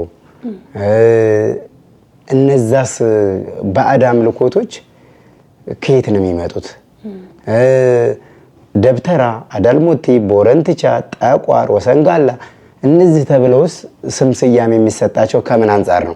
ይሄን ስጠይቅሽ እንደ መምህራን ከመጽሐፍ እንድትነግርኝ አይደለም፣ ግን ብዙ ያለፍሻቸው ነገሮች ስላሉና በአንቺ ላይ የነበሩ ርኩሳን መናፍስቶችም ስለነበሩ አሁን ላይ እነዛ ሁሉ በአንቺ ጥረትና በእግዚአብሔር እርዳታ በድንግል ማርያም አማላጅነት በቃ እነዛ ሁሉ ተሸኝተውልኝ ከኔ ተላቀው እንደ ሰው እግዚአብሔር ማመስገን ጀምሬያለሁ ያልሽኝ ነገር ስላለ ነው። እና እንዴት ነው እነዚህ በየቦታ እንደ ቅዱሳን መላእክት ስም ተሰይሞላቸው ለሚያመልኳቸው ቅርብ የሚሆኑት? አዎ ጥሩ ጥያቄ ነው። አሁን አጋንንት ሲወድቁ በተለያየ ቦታ ላይ ወድቀዋል። በበረሃ ይወደቃል፣ በባህር ይወደቃል፣ በአየር ላይ የቀረ አለ፣ በደጋውም ደግሞ ይወደቃል። አሁን እነዚህ ልክ መጀመሪያ የገባበት ሰው ላይ ይቀመጣሉ አይደል? የዛን ሰው ስም ይዘው ይሄዳሉ። አሁን ወሰን ቦታ ነው። ወሰን የሚለው ስም ቦታ ነው። ወሰን ማለት ድንበር ማለት ነው። እዛ አካባቢ ላይ ከነበረ ሰው ላይ የገባ መንፈስ ነው ዛሬ ወሰን ጋላ ተብሎ የሚመለከው። ገብቶካል? የሚይዙት አሁን ለምሳሌ ሞሚናት የምትባለው ሰው ናት። የእሷን ስም ይዞ ነው አጋንንቱ የሚቀጥለው። መጀመሪያ የተቀመጠበትን ሰው ስም ማለት ነው። ከዛ በኋላ እያለ እየወረደ እዚህ ድረስ ደረሰ ማለት ነው። ከዛ እንደምን አድርገው ነው ደግሞ የሚያስቡት መሰለህ? እንደ ጠባቂ መልአክ ከእግዚአብሔር በታች ቤትን እንደሚጠብቅ። አሁን ጨሌ ምን ይባላል? ቤት ጠባቂ ናት፣ ልጆች ጠባቂ ናት ይባላል። ጤና የምትሰጠው ጨሌ ናት ይባላል። እኔ የሚገርም ነገር መጀመሪያ ጠንቋይ ቤት ሲሄድ ምን አለኝ መሰለክ? ልጄ ያለኝ አልፈልግም ብላችሁ ትታችሁኛል ነበር፣ አውጥታችሁ ጥላችሁኛል ነበር አለ። ማን የጣለህ አልኩት። እኔ ደግሞ ለመጀመሪያ ጊዜ እኔ እርኩትኝ አልገባኝም። ማን የጣለህ ስለው ያው ቤተሰቦችሽ ናቸው አለኝ። እና እኔ ምን አውቃለሁ አልኩት። እኔ ምን አውቃለሁ እንዴ? እኔ እኮ ተሰቃየሁ በመሀል ቤት አልኩኝ። ምክንያቱም በዛ ሰዓት በጣም ስራ ጥቼ ነበረ፣ በጣም ተቸግሬ ነበር። ጨው ስሙኒ ሳንቲም ነው የሚሸጠው፣ ጨው በስሙኒ ሳንቲም መግዛት አቅቶኝ ነበረ። እና እንዴ እና እኔ ምን አውቃለሁ አልኩትኝ። አንቺማ ምን ታውቂያለሽ? እሱማ በይ የምትፈልጊውን ጠይቂኝ፣ መድኃኒዓለምን ለምኜ ደመናውን አባብዬ ሰጥሻለሁ አለኝ። ምክንያቱም የዛ ሰዓት እኔ ልቤ ሁለት ሆኖ ነበር። ምክንያቱም እሱ ምንድን ነው መንፈስ አይደል እንዴ? እንዴት ሰይጣን አይደል እንዴ እያልኩኝ ነበረ። ግን ሰይጣን ነው ብሎ የሚለውን ነገር ከአይምሮዬ ለማውጣት ሲል መድኃኒዓለምን ለምኜ ደመናውን አባብዬ እሰጥሻለሁ አለ። ሐሰተኛ ነው የሐሰት ልጅ እና እንደየቦታው ስማቸው ይለያያል። እንግዲህ ያው አጋንንት ነው። ለበልክና ወደ ትግራዩም ብትሄድ አዳኝ ወርቁ ተብሎ ይመለካል። ስም ነው፣ የሰው ስም ነው። ግን መጀመሪያ ባረፉባቸው ሰዎች ላይ በዛው በቃ ያንን ስም ይዘው፣ ምክንያቱም ከሰው ከዘርዘር እየተሸጋገሩ ስለሆነ የሚመጡት በሰው ስም ነው የሚጠሩት። ለዛ ነው እንጂ ያው አጋንንት ናቸው፣ ሰይጣን ናቸው። ቤትሽ ላይ አሁን አንቺ የጸሎት ቤት አለሽ። ብዙ ጊዜ አዘውትረሽ ነው የምትሰግጂው። ብዙ ጊዜ መቁጠሪያ ትጠቀሚያለሽ። እስቲ ስለ ዲያብሎስ አሰራር፣ ስለ ርኩሱ መንፈስ ውጊያና ስለ ጸሎት አጠቃቀም እንዳንቺ ተሞክሮ እስቲ። ያው ይሄ የሚጠቅመው ለምንድን ነው? ለደካማ ክርስቲያኖች ነው። ዛሬ ጸልዩ ነገ ለማይደግሙ ሲጸልዩ። አሁን እኔም በራሴ ብዙ ድክመቶች አሉብኝ። ለምሳሌ ስጸልይ እንቅልፍ የሚመጣበት ጊዜ አለ፣ ለመቆም የሚያንቀጠቅጠኝ ጊዜ አለ። ሰው እኮ ብዙ ቦታ ሄዶ ረጅም ሰዓት ይቆማል፣ ረጅም ነገር ቪዲዮ ያያል። መልካም ነገር ስታይ የሚታገል ነገር አለው፣ ዱካ ካለው። እነዚህን እስቲ ከተሞክሮ አንጻር። ብዙ ጊዜ ምን አይነት ነገር አለ መሰለክ፣ ልክ ጀማሪ ክርስቲያን ስትሆን በስሜት ስለሆነ የምታደርገው አርጋኖኑንም ሰይፈ ስላሴውንም ሰኔ ጎልጎታውንም ዳዊቱንም ምኑንም ታግበሰብሰዋለክ። ከዛ የሆነ ሰዓት ላይ ድክም ይልካል፣ ስልችት ትላለክ። ስለዚህ ለዚህ መፍትሄው ምንድነው? እኔ አሁን ልክ የአምልኮ ህይወት ስጀምር ስራ ነበረኝ፣ የዛ ሰዓት አይመቸኝም። ቤት ውስጥ ደግሞ ልጆቹን ቴኬር ማረገው እኔ ነኝ። ከዛ ነገር አኳያ ጠዋት ብቻ ነበር የምሰግደው። ከዛ ጠዋት ደግሞ ከረፈደብኝ ማታ ብቻ ነበር የምሰግደው፣ በቀን አንዴ። እሷንም እቺ ለአብ ሰግዳለሁ፣ ለወልድ ሰግዳለሁ፣ ለመንፈስ ቅዱስ ሰግዳለሁ። እቺን 26ቷን ብቻ ነበር የምሰግደው። ውዳሴ ማርያምን ብቻ ነበር ከዛ በኋላ የምጸልየው። ከዛ በተረፈ ልክ አሁን 1 ወር ያክል በእንደዚህ አይነት መንገድ ሄድኩኝና ከዛ ጨመርኩበት ደግሞ ሰኔ ጎልጎታ። ከድሮ የምወደው ጸሎት ስለሆነ ሰኔ ጎልጎታን አልተውኩትም ነበረ። ቀስ እያልን ልጅ አንድ ህፃን ልጅ በወተት ነው መጀመሪያ የሚያድገው። እንደተወለደ የእናቱን ጡት ነው አይደል የሚጠባው። ጀማሪ ክርስቲያንም ማለት ልክ እንደዛ ነው። መጀመሪያ ከወተት እንጀምር። በተለይ ለጀማሪ ክርስቲያኖች ነገ በቃ ብለው ድክም ብሏቸው እንዳይተውት መጀመሪያ ከውዳሴ ማርያሟ፣ ከዛ በኋላ ከ7 ስግደት እንጀምር። 7 ከሰገድን ዛሬ ነገ 14 ከዛ 21 እያልን እንጨምረዋለን። ከዛ ውዳሴ ማርያምንም ደግሞ መዝሙረ ዳዊት እያልን ከዛ በኋላ ደግሞ ጠንከር ያሉትን እነ ሰኔ ጎልጎታን እነ አርጋኖንን እነ ሰይፈ ስላሴን እየጨመርን እንሄዳለን። መዝሙረ ዳዊት መጸለይ ቢፈልግ አንድ ሰው በአንድ 30ውን ማድረስ ላይችል ይችላል፣ ከ10ሩ ቢጀምር። አለበለዚያም ደግሞ 5 ምዕራፍ ይጸልይ ዛሬ። ከዛ በኋላ ነገ 5 እየጨመርክ ካልሆነ በስተቀር አንድ ልጅ ብድግ ብሎ ስጋ አይበላም። ቀስ በቀስ ነው። ዛሬ ወተት፣ ከዛ ነገ ደግሞ ወተት በዳቦ፣ ከዛ ደግሞ አልጫ ሽሮ ፍትፍት ተደርጎ እያለ የተቀቀለ ድንች፣ የተቀቀለ እንቁላል እያለ ከፍ እያለ ይሄዳል። መንፈሳዊ ህይወትም እንደዛ ነው። ብዙ ጊዜ ዝለት የሚያጋጥመን ስሜታዊ ሆነን የሆነ ነገር እናደርጋለን፣ ጸሎቱን እናግበሰብሳለን። ከዛ በኋላ በማግስቱ ያስጠላናል። እንደገና ብዙ ጊዜ ውጤታማ ማንሆነው ለምንድን ነው? በአንገት ሱሪ ያውልቁ ስለሆነ ነው። ዛሬ አንድ ጥያቄ ጠየቀን አይደለ? ጸሎት አድርገን ዛሬውኑ እንዲመለስልን እንፈልጋለን። ዛሬውኑ ላይመለስልን ይችላል። አንድም ለጥቅማችን ነው ወዲያውኑ የማይመለስልን። በብዛት ሲጀምር ስለ ጥቅማችን ሲል እግዚአብሔር ወዲያው ላይመልስልን ይችላል። እንደገና የኛ ጥንካሬ በራሱ የሚለካው ከእግዚአብሔር ፊት ጠዋትና ማታ ስንቆም ነው። ምናልባት አንድ ሰው ስራ በጣም ቢዚ ሊሆን ይችላል። ጠዋት አባታችን ሆይ ብቻ ብሎ ይውጣ። እኔ ያንን ነው የምለው። ሁሉም እንደየአቅሙ የሚያደርገው ነገር ሊለያይ ይችላል። እንደኔ ግን ምን ትመክሪያለሽ ለወጣቱ ብባል ይሄንን ነው የምለው። መጸለይ ካቃተው ሌሊት ብድግ ብሎ መጸለይና መስገድ ካቃተው ቢያንስ አባታችን ሆይ ብሎ ይውጣ። ታላቁ ጸሎት አባታችን ሆይ ነው፣ ራሱ ክርስቶስ ያስተማረን ስለሆነ። ማታ ግን በምንም አይነት ሁኔታ ባያልፈው፣ ስግደት ባያልፈው ብዬ እላለሁ። ምክንያቱም በብዛት በመኝታ ሰዓት ጥላ ወጊም ሲልኩ ማታ ነው፣ በተኛህበት ነው። ሌሎች አጋንንቶችም ሲላኩ እንደዛው በሌሊት በጣም ብዙ የሚዘዋወሩ ጸላይ አጋንንት አሉና ለዛም ብቻም ሳይሆን በቃ ማንነታችንን አሳልፈን የምንሰጠው ለክርስቶስ እስከሆነ ጊዜ ድረስ ጸሎት ደግሞ መነጋገሪያ ድልድይ እስከሆነ ጊዜ ድረስ ከእግዚአብሔር ባንርቅ ጥሩ ነበረ። ያንን ነው የምለውና ጀማሪ ክርስቲያኖች ጸሎት የሚሰለቻችሁ ክርስቲያኖች በትንሹ ጀምሩ። እያደገ ይሄዳል። በትንሹ ጀምረህ ለማሳደግ ስትሞክር እኮ ልማድ ይሆንብካል። ከዛ በኋላ ከዛ ነገር መላቀቅ ያቅትካል። አንድ ሰው እኮ ሱስ የሚይዘው ባንዴ አይደለም። ልበልክና ዛሬ እኔ ሲጋራ ብለኩስ ዛሬ ሆኑ ሱሰኛ አልሆንም።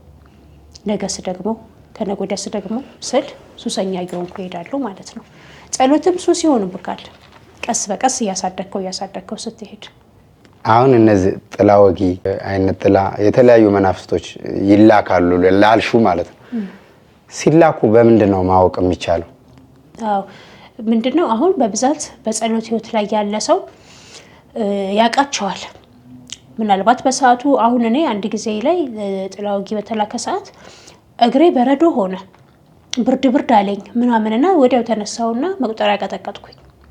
ማነህ በስላሴ ስም አሁን በዚህ ሰዓት ህመም ይሆንክብኝ ማነህ አልኩኝና ውጋት ከዚህ ከደረቴ እስከ ጀርባዬ ድረስ ውጋት ነበረው። ማነህ ብዬ ቀጠቀጥኩ። ጥላ ወጊ ነኝ አለ። ተያዝኩ። ምንም ሳልሰራ ገና ከመግባቴ ተያዝኩኝ ብለዋል። ታውቃቸዋለህ። ልክ የጸሎት ህይወት ሲኖርህ የመቀጥቀጥ መቁጠሪያ የመቀጥቀጥ የመስገድ ህይወት ሲኖርህ ኢሚዲየትሊ እኮ ያስታውቃል። ሰውነትህ ላይ የሆነ ቀይር ይልብካል። የሆነ ወይ ድንገት ብርድ ማለት ሊሆን ይችላል፣ ወይ ድንገታዊ ራስ ምታት ሊሆን ይችላል። በብዛት ጥላ ወጊ እንዲገድልም ስለሚላክ ቅስፈታዊ የሆነ ውጋት ወይም ደግሞ ቁጭ ባልክበት ሸርተት ብሎ የመውደቅ እንደዚህ አይነት ነገሮች ያጋጥማሉ። እና የምትቀጠቅጥ ከሆነ ትይዘዋለህ፣ ወዲያው ትይዘዋለህ። ልበልህና እንደው አሁን የተለመደ ስርቆት አለ አይደል? አፍዝዘውክ እስቲችን ያዝልኝ ምናምን ብለው ከዛ ያለህን አምጣ ብለው ይቀበሉካል። አሁን ይሄ ከልከሌውስ መቃብር አፈር አስደግመው የሚሰሩት ስራ ነው። ታዲያ ጨብጣውክ ደነዘዝክ አይደል? እቃህንም እኮ አስረክበሃል፣ መንፈሱንም ግን ይዘህ መጥተሃል ወደ ቤት። ለዛ ነው ስትወጡ ሰግዳችሁ ውጡ፣ ቀጥቅጣችሁ ውጡ፣ ቅባ ቅዱስ ተጠቀሙ፣ ስትገቡም ጸልዩ፣ ስገዱ የሚሉት እኮ አባቶች ለዛ ነው። ከውጭ ይዘን የመጣነውን ቤታችንን ይዘን እንዳንገባ እንድናራግፈው፣ ከገባም እንዲያዝ ነው፣ ወዲያው እንዲያዝ ታውቀዋለህ። በቃ ይሄ መደበኛ የጸሎትና የስግደት ህይወት ካለ ታውቀዋለህ፣ ትይዘዋለህ ወዲያው። ሁሉ ጊዜስ አሁን እንደዚህ አይነት እርኩሳን መናፍስቶች ወደሚጾም፣ ወደሚጸልይ፣ ወደሚሰግድ አዘውትረው ሊመጡ ይችላሉ? አዎ የሚታደሱ አሉ። አሁን ለምሳሌ አንድ ሰው መተት ቢኖርበት ያ ሰው እንዳይጋለጥ ሲል ያድሰዋል፣ ዝም እንዲል። ወይም ደግሞ የእውቀት መተት ከሆነ የተመረቀው በዛ ሰው የጭንቅላት ስለሆነ ልክ ይሄ ሰው ነፃ ሲሆን ከመተቱ ያ መልሶ ወደ ድድብናው ነው የሚገባው ማለት ነው። ምክንያቱም እየሰራ ያለው በዚህ ሰው የእውቀት ስለሆነ፣ ስለዚህ ያድሱታል። መታደሱ አይቀርም እና ተደጋግመው ሊመጡ ይችላሉ። እንደገና ደግሞ በራሳችን የምንዝላልነት ተመልሰው ይመጣሉ፣ እንደተጸዳ ቤት ሆነን ከተቀመጥን ማለት ነው። አሁን ዛሬ እግዚአብሔር ምሕረትን አደረገልኝና እኔ ጋር ያሉ ርኩሳን መናፍስት ተሸኙልኝ ልበለ። በጸሎት ካልበረታው፣ በስግደት ካልበረታው፣ በቅዱስ ቁርባን ካልበረታው ተመልሰው ይመጣሉ። ሲመጡ እንደውም 7 እጥፍ ጨምረው ነው የሚመጡት። ይታደሳሉ። ሰውም ያድሳቸዋል፣ ራሳቸውም ይመጣሉ። ክፍቷ ነው ካገኙ ይገባሉ። ስለዚህ ያው በርክም መዝጋት ነው። ዛሬ ላይ ሆነሽ የእናትና የአባትሽን ህይወት ስታስቢው ምንድን ነው የሚቆጭሽ? በጣም የሚቆጨኝ ነገር ምን እንደሆነ ታውቃለህ?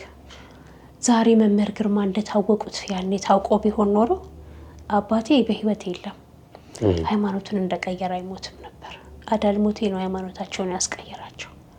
እናቴም እንደዚሁ ሃይማኖቷን እንደቀየረች አትቀርም ነበር።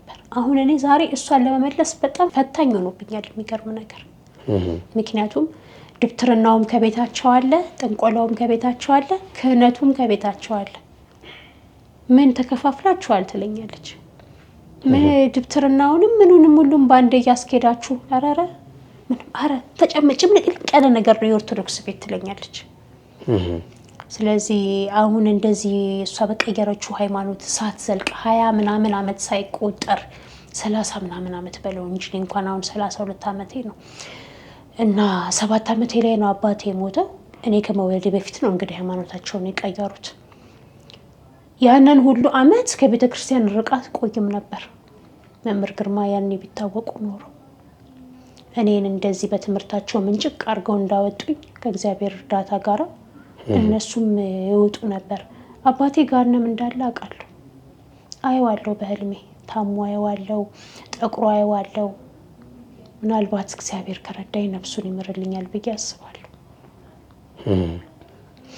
ወይ ሁሉ ጊዜ ስለምታስቢው እስከሆነ የምታዩ አይደለም። የቅዱስ ሚካኤል ቀን ነው ማየው እና የአቡዬ ቀን ነው ማየው። አሁን አቡዬ ዓመት አልነበሩ ከትናንትና ወዲያ በ4 ሌሊት ለ5 ንጋት ታሞ አይቼዋለሁ በህልሜ። ይሄ ሰውዬ ማን ነው እላለሁኝ። ታሟል። እንደገና ደግሞ የሆነ ሽማግሌም ሰውዬ አግቶታል እና ሰውዬው ራሰ በረሃ ነው፣ ሽበት አለው ጸጉሩ። ይሄ ሽበት ነው፣ ይሄ ደግሞ መላጣ ነውና ክፉ ሰው እንደሆነ ያስታውቀኛል በህልሜ። እንዴት አድርጎ ነው አባቴን የሚለቅልኝ አሁን እላለሁ እና ከሩቅ ሲመጣ አየዋለሁ ሰውዬውን እና አባቴ ታሞ አየሁት። ከዛ አቡዬ በቃል ኪዳኖት በቃል ኪዳኖት ይሾታለሁ አባቴን ማሩልኝ ብዬ አለቀስኩባቸው። እንደሚምሩልኝ እርግጠኛ ነኝ። የቅዱስ ገብርኤል ወዳጅ ነው አባቴና እንግዲህ ሊቀ መላኩ አንድ ቀን የጠጣውን ጽዋ አስቦ ቢምርልኝ ደስ ይለኛል እና መምህር ግርማ ያኔ ቢታወቁ ምኞቴ ነበር። የቅዱስ ገብርኤልን ጽዋ እምነታቸውን ከመቀየራቸው በፊት ይጠጡ ነበር? አዎ በጣም ነበር የሚወደው ቅዱስ ገብርኤልን። ያው ሰፈራችንም ግቢ ገብርኤል ስለሆነ ጽዋውን ይጠጣ ነበር። በምን አጋጣሚ ነው እምነታቸው የቀየሩት? ያኔ እኔ ልጅ ነበርኩ ሃይማኖታቸውን ሲቀይሩ። በእርግጥ ካደኩ በኋላ ያው ከእናቴ የምሰማው ነገር ነው እና ያው ስለምታመልክ የአባቴም እናት ጨሌ ስለነበረ እህቱ ወደዛም ወደዚህም ትል ነበረ እና ቤተክርስቲያንም ስትሄድ እዛው ትሄዳለች። አሁን የቀየሩበት ሃይማኖታቸውም ላይ ስትሄድ እዛው ትሄዳለች። ከዛ ያው እንግዲህ በዛው ሰምጦ ቀረሱ። እሷ ግን እሱን ወስዳ እሷ አሁንም ኦርቶዶክስ ናት። አባቴ ግን ያው እዛው ሰምጦ ቀረ። ወደ እግዚአብሔር መንግስት የሚያስገባ መልካም ስራ አለኝ ብሎ ሊያረጋግጥ የሚችለው ምን ላይ ሲደርስ ነው? በእርግጥ አንዳንድ ጊዜ ፍቅር ህግንም ይሽራል። ፍቅር ከህግ በላይ ነው። ግን መደበኛ ልክ እንደተማር ነው እኔ በራሴ እምነት እንደተማር ነው ብራብ አላበላችሁኝም፣ ብጠማ አላጠጣችሁኝም፣ ብታረዝ አላለበሳችሁኝም ብሏል። ይሄንን በቀና ልቦና ማድረግ ነው አንደኛ። ሁለተኛ ደግሞ ድክመትን እኮ ታውቃለህ፣ ደካማ ጎንህን ታውቃለህ። ደካማ ጎንህን እለት እለት ለእግዚአብሔር እያሳሰብክ ማረኝ፣ በቃ የማይበድል ባሪያ የለም፣ ይቅር የማይል ንጉስ የለም፣ ማረኝ ትለዋለህ። እኔ ያንን ነው ሁሌ የማስበው። ምክንያቱም ሰው ነኝ፣ ስህተት አይጠፋብኝም፣ አጠፋለሁ፣ በድላለሁ። 10ቱን ትእዛዛትና 6ቱን ቃለ ወንጌል ላልጠብቅ እችላለሁ ሙሉን። እለት እለት ዋሻለሁ፣ እለት እለት ልሰርቅ እችላለሁ፣ በዝሙት ልወድቅ እችላለሁ፣ ብዙ ጥፋት ላጠፋ እችላለሁ። ንስሐን የመሰለ ማንጫ ግን የለም። ስለዚህ በምድር ላይ በቃ የሚባል ነገር የለም። ምናልባት አባቶቻችን ምን ነው የሄዱት ካሁኑ በስተቀር እነሱም በዝሙት ጦር ይፈተናሉ። እና ልክ በቃ አሁን ፍጹም ሆኗል አብቅቷል ይሄ ሰው ብለህ ልትለው አትችልም። አንድም ሰው ያንን የሚወስንለት እግዚአብሔር ብቻ ነው። ግን በንስሐ መመለሱ እንዳለ ሆኖ ስጋው ደሙን መውሰድ እንዳለ ሆኖ የጴጥሮስን እንባ የመሰለ ግን ድህነት ማግኛ መንገድ የለም። እኔ በእኔ ማለት ነው። ሌላው ሰው ደግሞ ቢጠየቅ ሌላ ሊል ይችላል። በእኔ ግን ይሄ ነው ዋስትናዬ ብዬ ነው እኔ የማምነው። ማልቀስ፣ ስለ ኃጢአት ማልቀስ፣ መጸጸት በቃ በጣም ምክንያቱም መውደቅህ አይቀርም፣ ትወድቃለህ። በዚህ ምድር ላይ ስትኖር ቆሞ መሄድ የለም። እና አባ መቃርስም እኮ በጸሎታቸው መሀል በሱባኤያቸው መሀል እኮ ደክመዋል እኮ አይደል? በጾማቸው ደክመዋል። እንኳን እኛ እዚህ ዓለም ላይ ያለ ነው በዚህ በኩል ቤት ኪራይ፣ በዚህ ትምህርት ቤት፣ በዚህ የሆነ ነገር፣ በዛ ወጪ፣ በዚህ እንደዚህ፣ በዚህ ስራ ምናምን እያለን ያለ ነው አይደለንም? እነሱ እንኳን ሁሉን ነገር እርግፍ አድርገው ገዳም ላይ የገቡ የመነኮሱት እንኳን እኮ ድካም አጋጥሟቸው ነበር። እኛ ደግሞ እንዴት ልንፈተን እንደምንችል አስበው። እና መበደላችን አይቀርም። ማታ ስቅስቅ ብለህ ማልቀስ፣ ማረኝ በቃ በድያለሁ ብለህ ማለት ይሄ ነው። እንደዚህ አይነት ሰው ነው እኔ በቃ ብዬ እንደውም አብቅቶለታል ይሄ ሰው በቃ ብቁ ነው ብዬ ልል የምችለው የንስሐ እንባ ያለውን ሰው ነው። ስንቀመጥ መጽሐፍ ቅዱስም ለብቻው የተጻፈበት ወረቀትም አዘጋጅተሽ አስቀመጥሽ። እስካሁን ከዛ ላይ ስትናገሪ አላየሁሽም። እኔ የምጠይቅሽን ነው እየመለስሽ ያለሽው። ለዚህ ፕሮግራም የተዘጋጁ ናቸው ምንድን ነው? እስቲ ከሱ ምን ይዘሽ መተሽ? አዎ ይሄንን ይዤ የመጣሁበት ምክንያት ምን መሰለክ? ሰሞኑን እንግዲህ አንዳንድ ነገሮችን እያየን ነበረ በሚዲያ ላይና ህመማችንን የምናውቀው እኛ ነን ህመማችንን የምናውቀው። ጉዳዩም ደግሞ ያ በመምህር ግርማ በነቀሲስ ሄኖክ በነመምህር ተስፋዬ ዙሪያ ነው። ሐሰተኛ አጥማቂያን ተብለው በሚፈረጁት አባቶቻችን በኩል ነው። እና ምንድነው ልልክ የምፈልገው ህመማችንን የምናውቀው እኛ ነን፣ እነሱን ይተውልልኝ። ምክንያቱም እኔ በ8 ዓመቴ ግለ ወሲብን ስጀምር ከየት አመጣችሁ እንዴት ብሎ የተጨነቀልኝ አለ። አሃ እንደዚህ እኮ የሆንሽው በዚህ እድሜሽ ይሄንን ያወቅሽው እንዲህ አይነት የቤተሰብ መንፈስ ስላለ ነው ያለኝ የለም። ካደኩ በኋላ በዝሙት ወድቄ ሄጄ ንስሐ ስገባ ዛሬም በዝሙት ወደኩ ስል አይዞሽ ልጄ አይዞሽ ይሄ የዝሙት መንፈስ ነው፣ እስቲ ስገጂ እስቲ ቀጥቀጪ ያለኝ የለም። ዛሬም በእንግዲህ ተቤት ንስሐ ተሰጥቶኝ እመለሳለሁ፣ ቀኑናውን ጨርሳለሁ፣ ነገም ተመልሼ እዛው ነኝ። 16 እና 17 ዓመት ሲጋራ ሳጨስ ከዛ እንድላቀቅ እኮ የረዳኝ የለም። እሄዳለሁ ንስሐ ገባለሁ፣ ከዛ ግን ተመልሼ እዛው ነኝ። ህመሜን ያወቁልኝ መምህር ግርማ ናቸው። ህመሜን ያወቁልኝ ቀሲስ ሄኖክ ናቸው። ድህነትን ያገኙት እነሱ ባሳዩኝ መንገድ ነው። ዛሬ ለቅዱስ ቁርባን የበቃሁት እነሱ ባሳዩኝ መንገድ ነው። ስለዚህ እነዚህን መድኃኒቶች ለበሽተኞች ይተውልን። አሁን የሆነ አንድ የተጠቀሰ ጥቅስ ነበረ። አጋንንትን ዝም ብለው ውጣ አለ ብለው የጠቀሱት ጥቅስ ነበረ። እዚህ ጋር ደግሞ ስንመጣ ደግሞ ማርቆስ 5:9 ላይ ደግሞ ስምህ ማን ነው ብሎ ጠየቀው። ብዙዎች ነንና ስሜ ሌጌዎን ነው አለው። ይሄ በራሱ እኮ ኢንተርቪው ነው አይደል? ክርስቶስ ከአጋንንቱ ጋር ያደረገው ስምህ ማን ነው ብሎ ጠይቆታል አይደል? አሁን በዛ ቪዲዮ ላይ ምናየው ማን ነው ስምህ ብሎ ያለበት ማናዘዝ ለምን ያስፈልጋል? ምንድነህ ማነህ ብሎ ማለት ለምን ያስፈልጋል የሚል ነገር አይቼ ነበር። የት ነበርክ? የት ዋልክ? የት አደርክ? ማን ነው ስምህ? ማን ነው ወገንህ? ለምን አስፈለገ?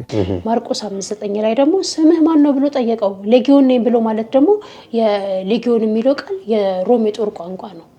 ሌጊዮን ማለት ከ5000 እስከ 6000 ድረስ ያለ ጭፍራ ማለት ነው። ክርስቶስ ለምን ጠየቀው? ሳያቀርቶ ነው። ሰውየው ላይ ያለው ማን እንደሆነ እኮ ሳያቀርቶ አይደለም። ግን ሰው ምን ያህል ይሄ ሰውዬ ምን ያህል እንደተጎዳና ምን ያህል እንደተያዘ ሌሎቹ እንዲያውቁ ሲል ነው። ምን ያህል እንደተቸገረ እንዲያውቁ ሲል ነው። ውጣ ብሎ ሲያዘው እነዛ አጋንንቶች ወደ ሪያ ነው የገቡት።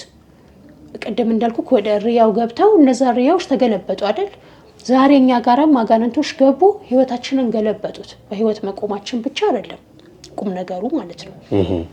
እንደገና ደግሞ ማርቆስ 8:30 ላይ ደግሞ ኢየሱስም ስምህ ማን ነው ብሎ ጠየቀው። እርሱም ብዙዎች አጋንንት ገብተውበት ነበርና ሌጊዮን ነው አለው። ወደ ጥልቁም ሊሄዱ እንዳያዛቸው ለመኑት።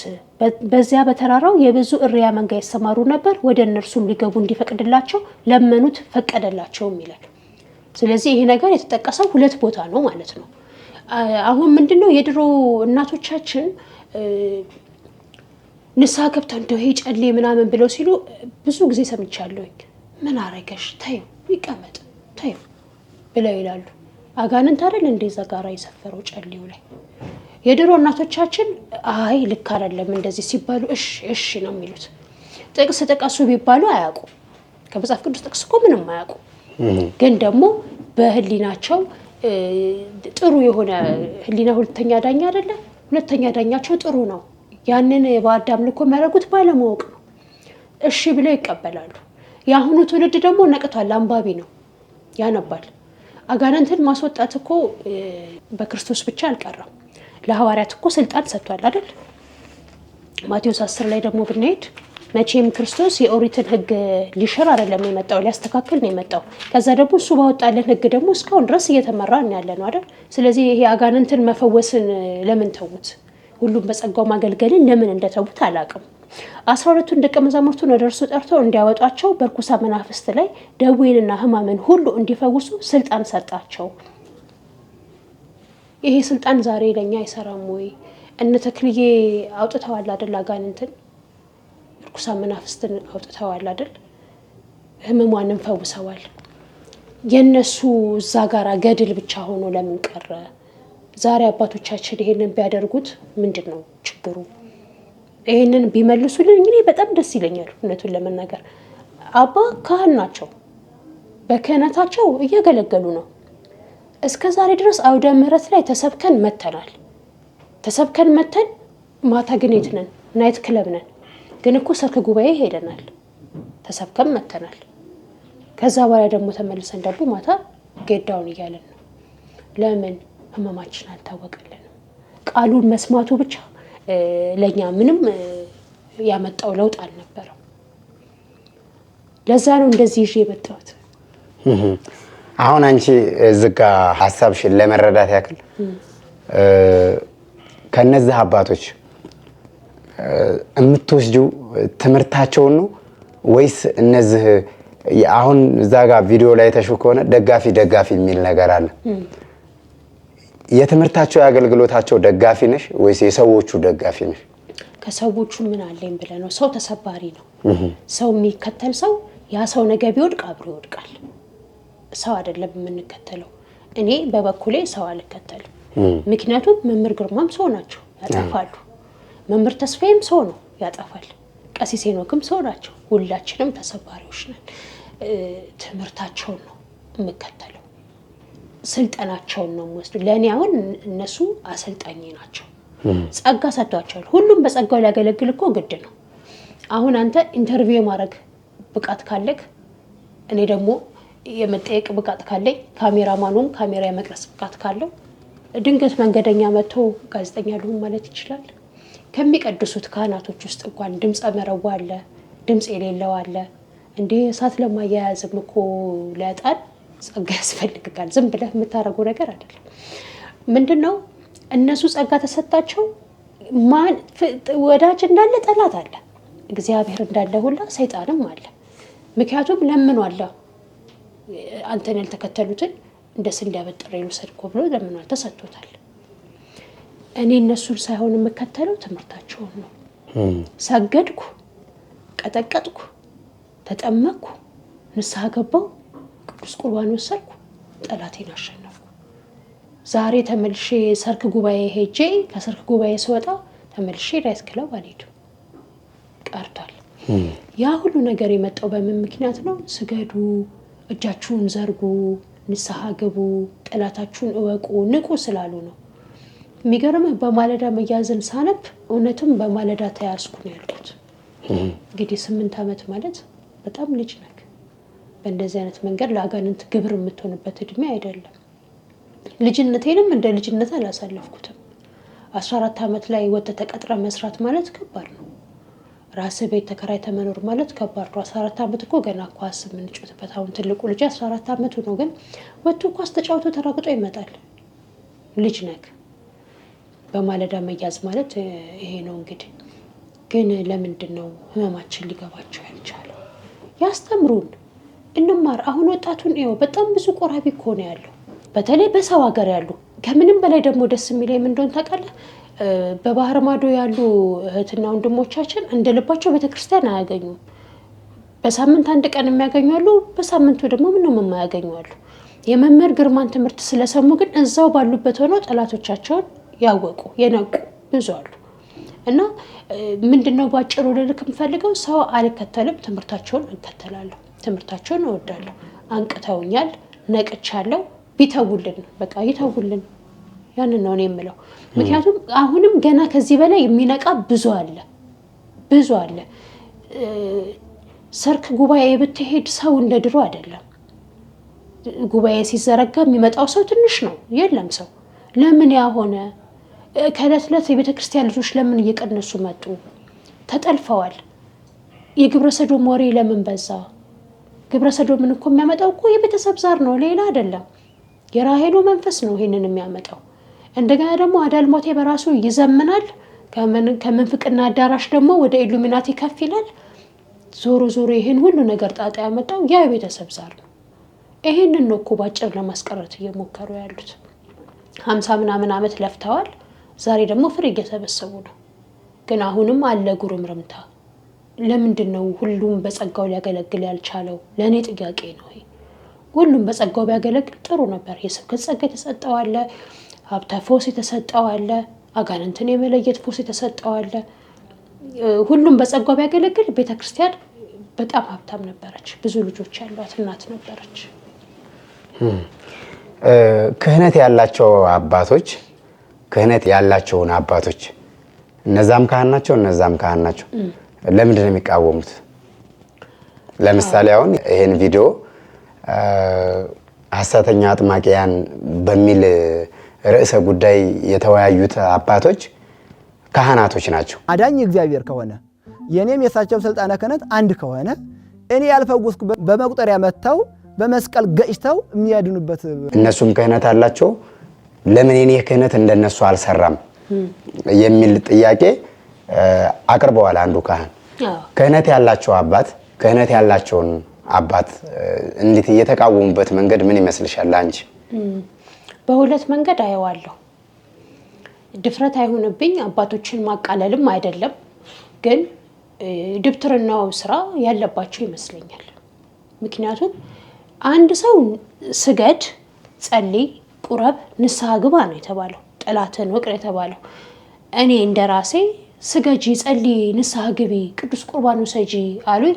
ተመለስኩ። ከ10 ምናምን ዓመት የዝሙትና የሱስ ህይወት ወጣሁ። ይሄ በራሱ አይደለም ለቤተ ክርስቲያን ለቅዱሳን መላእክት እኮ በሰማይ ታላቅ ደስታ የሚያስገኝ ነገር ነው። ይሄንን ተቃወመ ማለት አንድ ሰው የዛ የሰይጣን አሰራር ውስጥ አለበት ማለት ነው። ስር መማሱ ቅጠል መበጠስ ውስጥ አለበት ማለት ነው። አለበለዚያም በቆሎ ትምህርት ቤት የገባው አፍልሆና ብሾው ነው ማለት ነው ይሄንን እያደረገ ያለው። ሲቀጥል ደግሞ ጸጋ ለሁሉም ሰው አንድ አይደለም። የራእይ ጸጋ ያለው አለ። እንደ ከተራ ምእመን እንኳን እኮ የራእይ ጸጋ ያለው አለ፣ የህልም ጸጋ ያለው አለ፣ ተናግሮ የማሳመን ጸጋ ያለው አለ። እንደ ብዙ አይነት ጸጋ ይለያያል። አሁን ለምሳሌ ይህንን ያሉት ካህን ሲቀድሱ ድምፀ መረዋ ሊሆኑ ይችላሉ። መምህር ግርማ ደግሞ ሲቀድሱ ድምፀ መረዋ ላይሆኑ ይችላሉ። ጸጋ እንደተሰጠክ ነው። ግን ያንን ለምን አምነን መቀበል እንዳልቻልን አላውቅም። ሁሉም በጸጋው ሊያገለግል ነበር የተፈቀደለት። ይሄ ምን ይባላል? ለምን እኔም ታዋቂ አልሆንኩም ወይ ደግሞ ለምን ስራዬ ይጋለጥብኛል? ስር መማሴ ቅጠል መበጠሴ ለምን ይጋለጥብኛል ያስመስለዋል። አሁን እኔ አንቺን በግል ስጠይቅሽ ለምሳሌ በዚህ ልክ ተዘጋጅተሽ ስትመጪ እንዳንድ በትምህርታቸው እንደተለወጠ ተማሪና ምእመን ነው ወይስ በግል የምትቀርቢበትና ለምን ተነኩ የሚል ስሜት ኖሮሽ? እንደ አንድ ምእመንና ተማሪ። ምክንያቱም እኔ የሚቆጨኝ ነገር አለ። ቅድም ነግሬሃለሁ። መምህር ግርማ ያኔ ቢታወቁ ኖሮ እናቴ ትመለስልኝ ነበረ፣ አባቴ እንደ ካዳ አይሞትብኝም ነበር። ዛሬ እህቶቼ በኦርቶዶክስ እምነት ውስጥ አይደለም ያሉት። ከቤተሰቦቼ ጋር አንድ ኢየሱስ ክርስቶስን ከነናቱ የምናመልክ ቤተሰብ ነበር የምንሆነው። ኦርቶዶክስ ተዋህዶ ሆነን ነበር የምንቀጥለው። ቤተሰቦቼ ያልተመለሱልኝ መምህር ግርማ ባለመታወቃቸው ነው። ገብቶካል? ሲቀጥል ደግሞ ይሄ የስር መማስ የቅጠል መበጠሱ ነገር ቤታችን ውስጥ ስላለ ነው። እንደ ተማሪ እንደ ተጠቀመ ሰው እንጂ እንደ ግል አስተያየት ወይም እንደ ወዳጅ ወይም እንደ ቀረቤታ አይደለም። ብዙ ሰው እንዲድን እፈልጋለሁ። እነዚህ ሰዎች አሁን በተናገሩት ነገር ብዙ እኮ የሚወዛገቡ ሰዎች ይኖራሉ። ምክንያቱም አጋጥሞኛል። እንዴ በቤተ ክርስቲያን ተወግዘው የለ እንዴ መች ተፈቀደላቸው? ብዙ ተብያለሁ። ያንን ሰው ወደ ክርስቶስ አልተወገዙም። አዎ ማን ያወግዛቸዋል? አልተወገዙም። አሁን ሰው ነው ምልክ እንደኛ ነቅቶ የተማረ የሚከተላቸው አለ።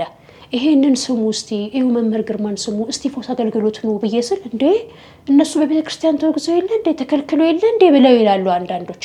ለምን እንዲህ ያለው ውዝግብ አሁን የባለፈው አይነት ቪዲዮ አይነት ውዝግብ ስላለ ሰው ተከፍሏል።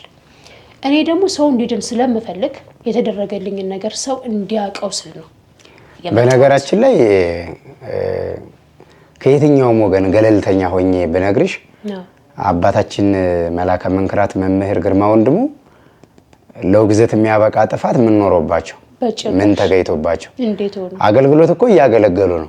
ግን እነሱ አሁን ላይ የሰውም አፍ የሰውም አይን የሚዲያውም ጋጋታ ይበቃኛል ብለው አስበው አገልግሎቱን በራሳቸው የቀነሱ ይመስለኛል እንጂ ደብረታቦር ሀያት ቅዱስ ፋኑኤልም በባለፈው አመት 2017 ላይ ሙሉ ሲያገለግሉ ነበር። አሁንም በዚህ ባሳለፍ ነው በመጋቢት 5 አሁን 2018 በኢንዱስትሪ ሳሚት 3ኛ በር ኢንዱስትሪ አቡነ ገብረ መንፈስ ቅዱስ ቤተክርስቲያን ላይ አገልግለዋል። ስለዚህ በራሳቸው አገልግሎቱን ቀንሰው ወይም በስውር አድርገውት እንጂ ፈተናው ሲበዛባቸው ተግዳሮቱ ያው ሰውነሽና መቼም ትሰለቻለሽ ከእድሜም አንፃር እውነት ነው። ከ40 ዓመት በላይ አገልግሎት መስጠት መቼም በዚህ ልክ ጸንቶ መኖርን የሚመስል ፈታኝ ነገር የለም።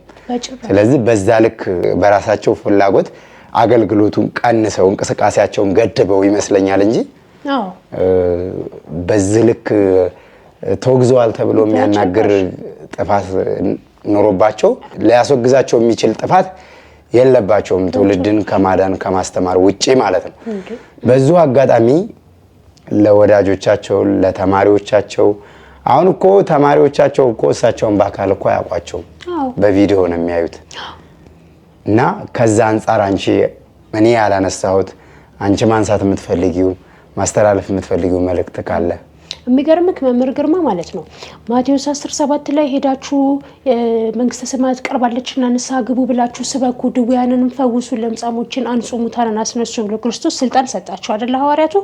መምህር ግርማም እንደዛ ናቸው። በቃ ንስሐ ግቡ ብሎ ከመናገር በላይ መንግስቱን መስበክ አለ? ስለ ጠላታችን እኮ ሲነግሩን እኮ ስለ ክርስቶስም እኮ ነግራውን ነው። አንደኛ፣ ሁለተኛ ደግሞ የህይወት መንገድን ነው የዘረጉልን። በቃ ንስሐ ገባን፣ ስጋው ደሙን ተቀበልን። ምክንያቱም ስጋዬን ያልበላ ደሜን ያልጠጣ የዘላለም ህይወት የለውም። ሐዋርያ እኮ ናቸው። በቃ ምንም ልዩነት የለውም። እነ ተክለ ሃይማኖትም እነ ጻድቁ አባታችን እነ ተክለ ሃይማኖት እነ ቅዱስ ክርስቶስ ሰምራ ይሄንን ነው የሰሩት። እና አቡነ እስትንፋሰ ክርስቶስ እየተዘዋወሩ አስተማሩ፣ እየተዘዋወሩ አጠመቁ። በዛ መሀል አጋንንት ያለባቸውን ፈወሱ። ወይስ እዛ ጋር ነው የሚያበቃው? በቃ ይሄ የቅዱሳኖቻችን ታሪክ እዛ ጋር ያበቃል? ወደዚህኛው ዘመን አይሻገርም? ምንም ልዩነት እኮ የለውም። ወይስ ገድሉን አያነቡትም? ለእኔ ይሄ ጥያቄ ነው። እንደገና ደግሞ ልል የምፈልገው ነገር ደግሞ ምንድነው ቤተ ክርስቲያን ላይ ጥፋት ከመጣ ነው በዚህ ልክ መናገር አስፈላጊ ብዬ የማስበው። የዳነውን ሰው ነው ማየት ያለብን። እየተፈወሰ ያለውን ሰው ነው ማየት ያለብን። ወደ ቤተ ክርስቲያን እየመጣ ያለውን ሰው ነው ማየት ያለብን። ለንስሐ የበቃውን ሰው ነው ማየት ያለብን። እኔ እንደኔ ሀሳብ ይሄንን ነው የምለው። በቃ ይቅር። ለምንድን ነው ስማቸው በእንደዚህ አይነት መልኩ የሚነሳው? ምክንያቱም ብዙ የሚድኑ ወጣቶች አሉ ገና። ወደ ገጠሩ አካባቢ ብትሄድ እኮ እስካሁን በአዳም ልኮ የተተበተቡ አሉ። ጥበብ ነው እያሉ የተቀመጡ አሉ፣ ጠባብነት መሆኑን ያላወቁ። ስለዚህ እነዚህ ሰዎች ደግሞ መዳን አለባቸው። አዎ መምህር ግርማ እድሜም ጭምር አለ። ያው ብዙ ለፍተዋልም 50 ምናምን ዓመት ቀልድ አይደለም። እግዚአብሔር ይመስገን ያኔ የዘሩት ዘር ዛሬ ላይ ፍሬ እያፈራ ቢሆንም ግን አሁንም ስማቸው ከመነሳት ወደኋላ አላለም። ለምን እንደሆነ ግን ያላቅም። እግዚአብሔር ያስተካክለው ይህንን ነገር። እኔ ግን እንደ ራሴ እንደ ግል ሀሳቤ ድኛለሁ፣ ሰው ሆኛለሁ፣ ቤተሰቤም እንዲድን እፈልጋለሁ። ስለዚህ ተውልን ነው የምለው። ህመማችንን እኛ እናውቃለን። ሄደን ንስሐ ገብተን እንመጣለን አይደል? ቀኖና ይሰጠናል። ተመልሰን እንደገና ያንን ቀኖና ስንጨርስ ኃጢአት ላይ የምንወድቀው ጠላታችንን ስላላወቅን ነው። ስለዚህ እነሱም በጸጋቸው ያገልግሉ። ለእሳቸው የተሰጠው ጸጋ ለሌላው አልተሰጠውም። በቃ ለሌላው የተሰጠው ጸጋ ለእኔ አልተሰጠኝም ወይ ለሌላ ሰው አልተሰጠውም። ለሁሉም የሚችለውን ያህል ያቅሙን ጸጋን ሰጥቶታል። ግን የሚገርምህ እኛ ምእመን ሆነን እንኳን በእግዚአብሔር ኃይል ስናምንና የጸጋ አገልግሎት እንዲኖረን ስንፈልግ ከፍተኛ የሆነ ከእግዚአብሔር ጋር ግንኙነት ሲኖርክና የአምልኮ ህይወት ሲኖርህ እንደ ምእመን እንኳን የሚኖርክ ጸጋ አለ። እንደ ምእመን እንኳን ሁላችንም በጸጋችን ብናገለግል ጥሩ ነው ብዬ አስባለሁ። እኔ ከቀረዛ ውጪ አከራይ ያለበት ቤት መኖር አልፈልግም አልሽ። ለምንድን ነው አከራይ ያለበት ቤት መኖር የማልፈልገው? ለአምልኮ ህይወት አይመችክም። ለሊት ተነስተህ ትጸልያለህ፣ መቁጠሪያ ትቀጠቅጣለህ ምናምን እና አንድ ጊዜ ምን አጋጠመኝ? ለሊት ተነስቼ መቁጠሪያን ዱብ ሳረግ ሴትዮዋ መታ አንኳኳች። ምንድን ነው የምትደበድቢው አለች። ምን አረኩኝ? ደው የምታረጊው? አይ ጸሎት ላይ ነኝ። ጸሎት እየተደበደበ ነው እንዴ አለችኝ። መቁጠሪያ እየተጠቀምኩ ስለሆነ ነው። የምን መደብደብ ነው? በዛ ላይ እጣኑ ፋታ የለው። ምንድን ነው እዚህ የምታሰሚኝ ሁላ ተከራከሩኝ። ሌሊት ስለሆነ ያው ብዙ ማውራት አልፈለኩም። እሺ ይቅርታ አልኳቸው። መብራት አታብሪብን የሚሉህም አሉ። በሌሊት መብራት ሳላበራ ሻማ ብቻ አብርቼም የጸለይኩበት ጊዜ አለ። እና አከራይ ያለበት ቤት የማልወደው ለዛ ነው። እንደገና አንዳንድ ጊዜ አሁን ወደ ጸበል መሄድ የሚፈልጉ ራቅ ያለ ቦታ ያሉ እህቶቼ ምናምን ይመጣሉ። ቤት እግዚአብሔር አይደል እኔ ጋር አርፈው ምናምን አሁን ወደ ስውሯ ወደ ጻድቃኔ ምናምን ለመሄድ ይመቻል የኔ ቤት መንገድ። እኔ ጋር አረፍ ብለው በዛው የሚሄዱበት ጊዜ አለ። አከራይ ያለበት ቤት ከሆነ ይሄም አይታሰብ ነው። እና ለምን እንደሆነ አይመቸኝም። በደልቤ ያምልኩ ህይወት ይኖረኛል ብዬ አላስብም አከራይ ባለበት ቤት። አሁን ብዙ ጊዜ እንደው ከመጣሽበት መንገድ ማለት ነው ከውድቀት ወደ መነሳት ነው የመጣሽው። ካለማመን ወደ ማመን መሰረት በሌለው ቤት ውስጥ ነው ያደግሽው። መሰረት ማለት ያው ሃይማኖት ለልጅ መሰረት ስለሆነ አሁን አንቺ ለልጆችሽ መሰረት ነሽ። ክፉን ደግን ብዙ ነገር አይተሽ ዝጋ ስለደረስሽ ልጆችሽ ከልጅነታቸው እንዴት መጸለይ፣ እንዴት መጾም፣ እንዴት መስገድ እንዳለባቸው እያስተማርሻቸው ነው። ደግሞም አይቻለሁ ዝማሬ ይችላሉ፣ ጸሎት ይችላሉ። እና ለወላጆች በእንደዚህ አይነት በክፉ መንፈስ ውስጥ አሁን እንደነገርኩሽ ቅድም በጥያቄ እንዳነሳውልሽ ሰው ካልታመመ ጤነኛ የሚመስለው ሰው አለ፣ ወይ ደግሞ ካላጣ ያልተቸገረ የሚመስለው ሰው አለ። ሰው በቀጥታ በተግባር ብቻ የሚገልጽ ማለት ነው። ልክ ደም ካልፈሰሰው ያልተመታ እንደማይመስለው ሰው ማለት ነው። እና በእንደዚህ አይነት ረጅም ጊዜ ጸሎት ሲያደርጉ ቆይተውም እግዚአብሔር ጸሎት አይሰማንም፣ እግዚአብሔር የለም የሚሉም ሰዎች አሉ። እና ብርታትን፣ ጥንካሬን እንዴት ነው የምትገልጹ አንቺ? ሌሎች ሰዎች ምን ማድረግ አለባቸው? እንደው ካንቺ ቢማሩ የመጨረሻ መልእክት ካለሽ?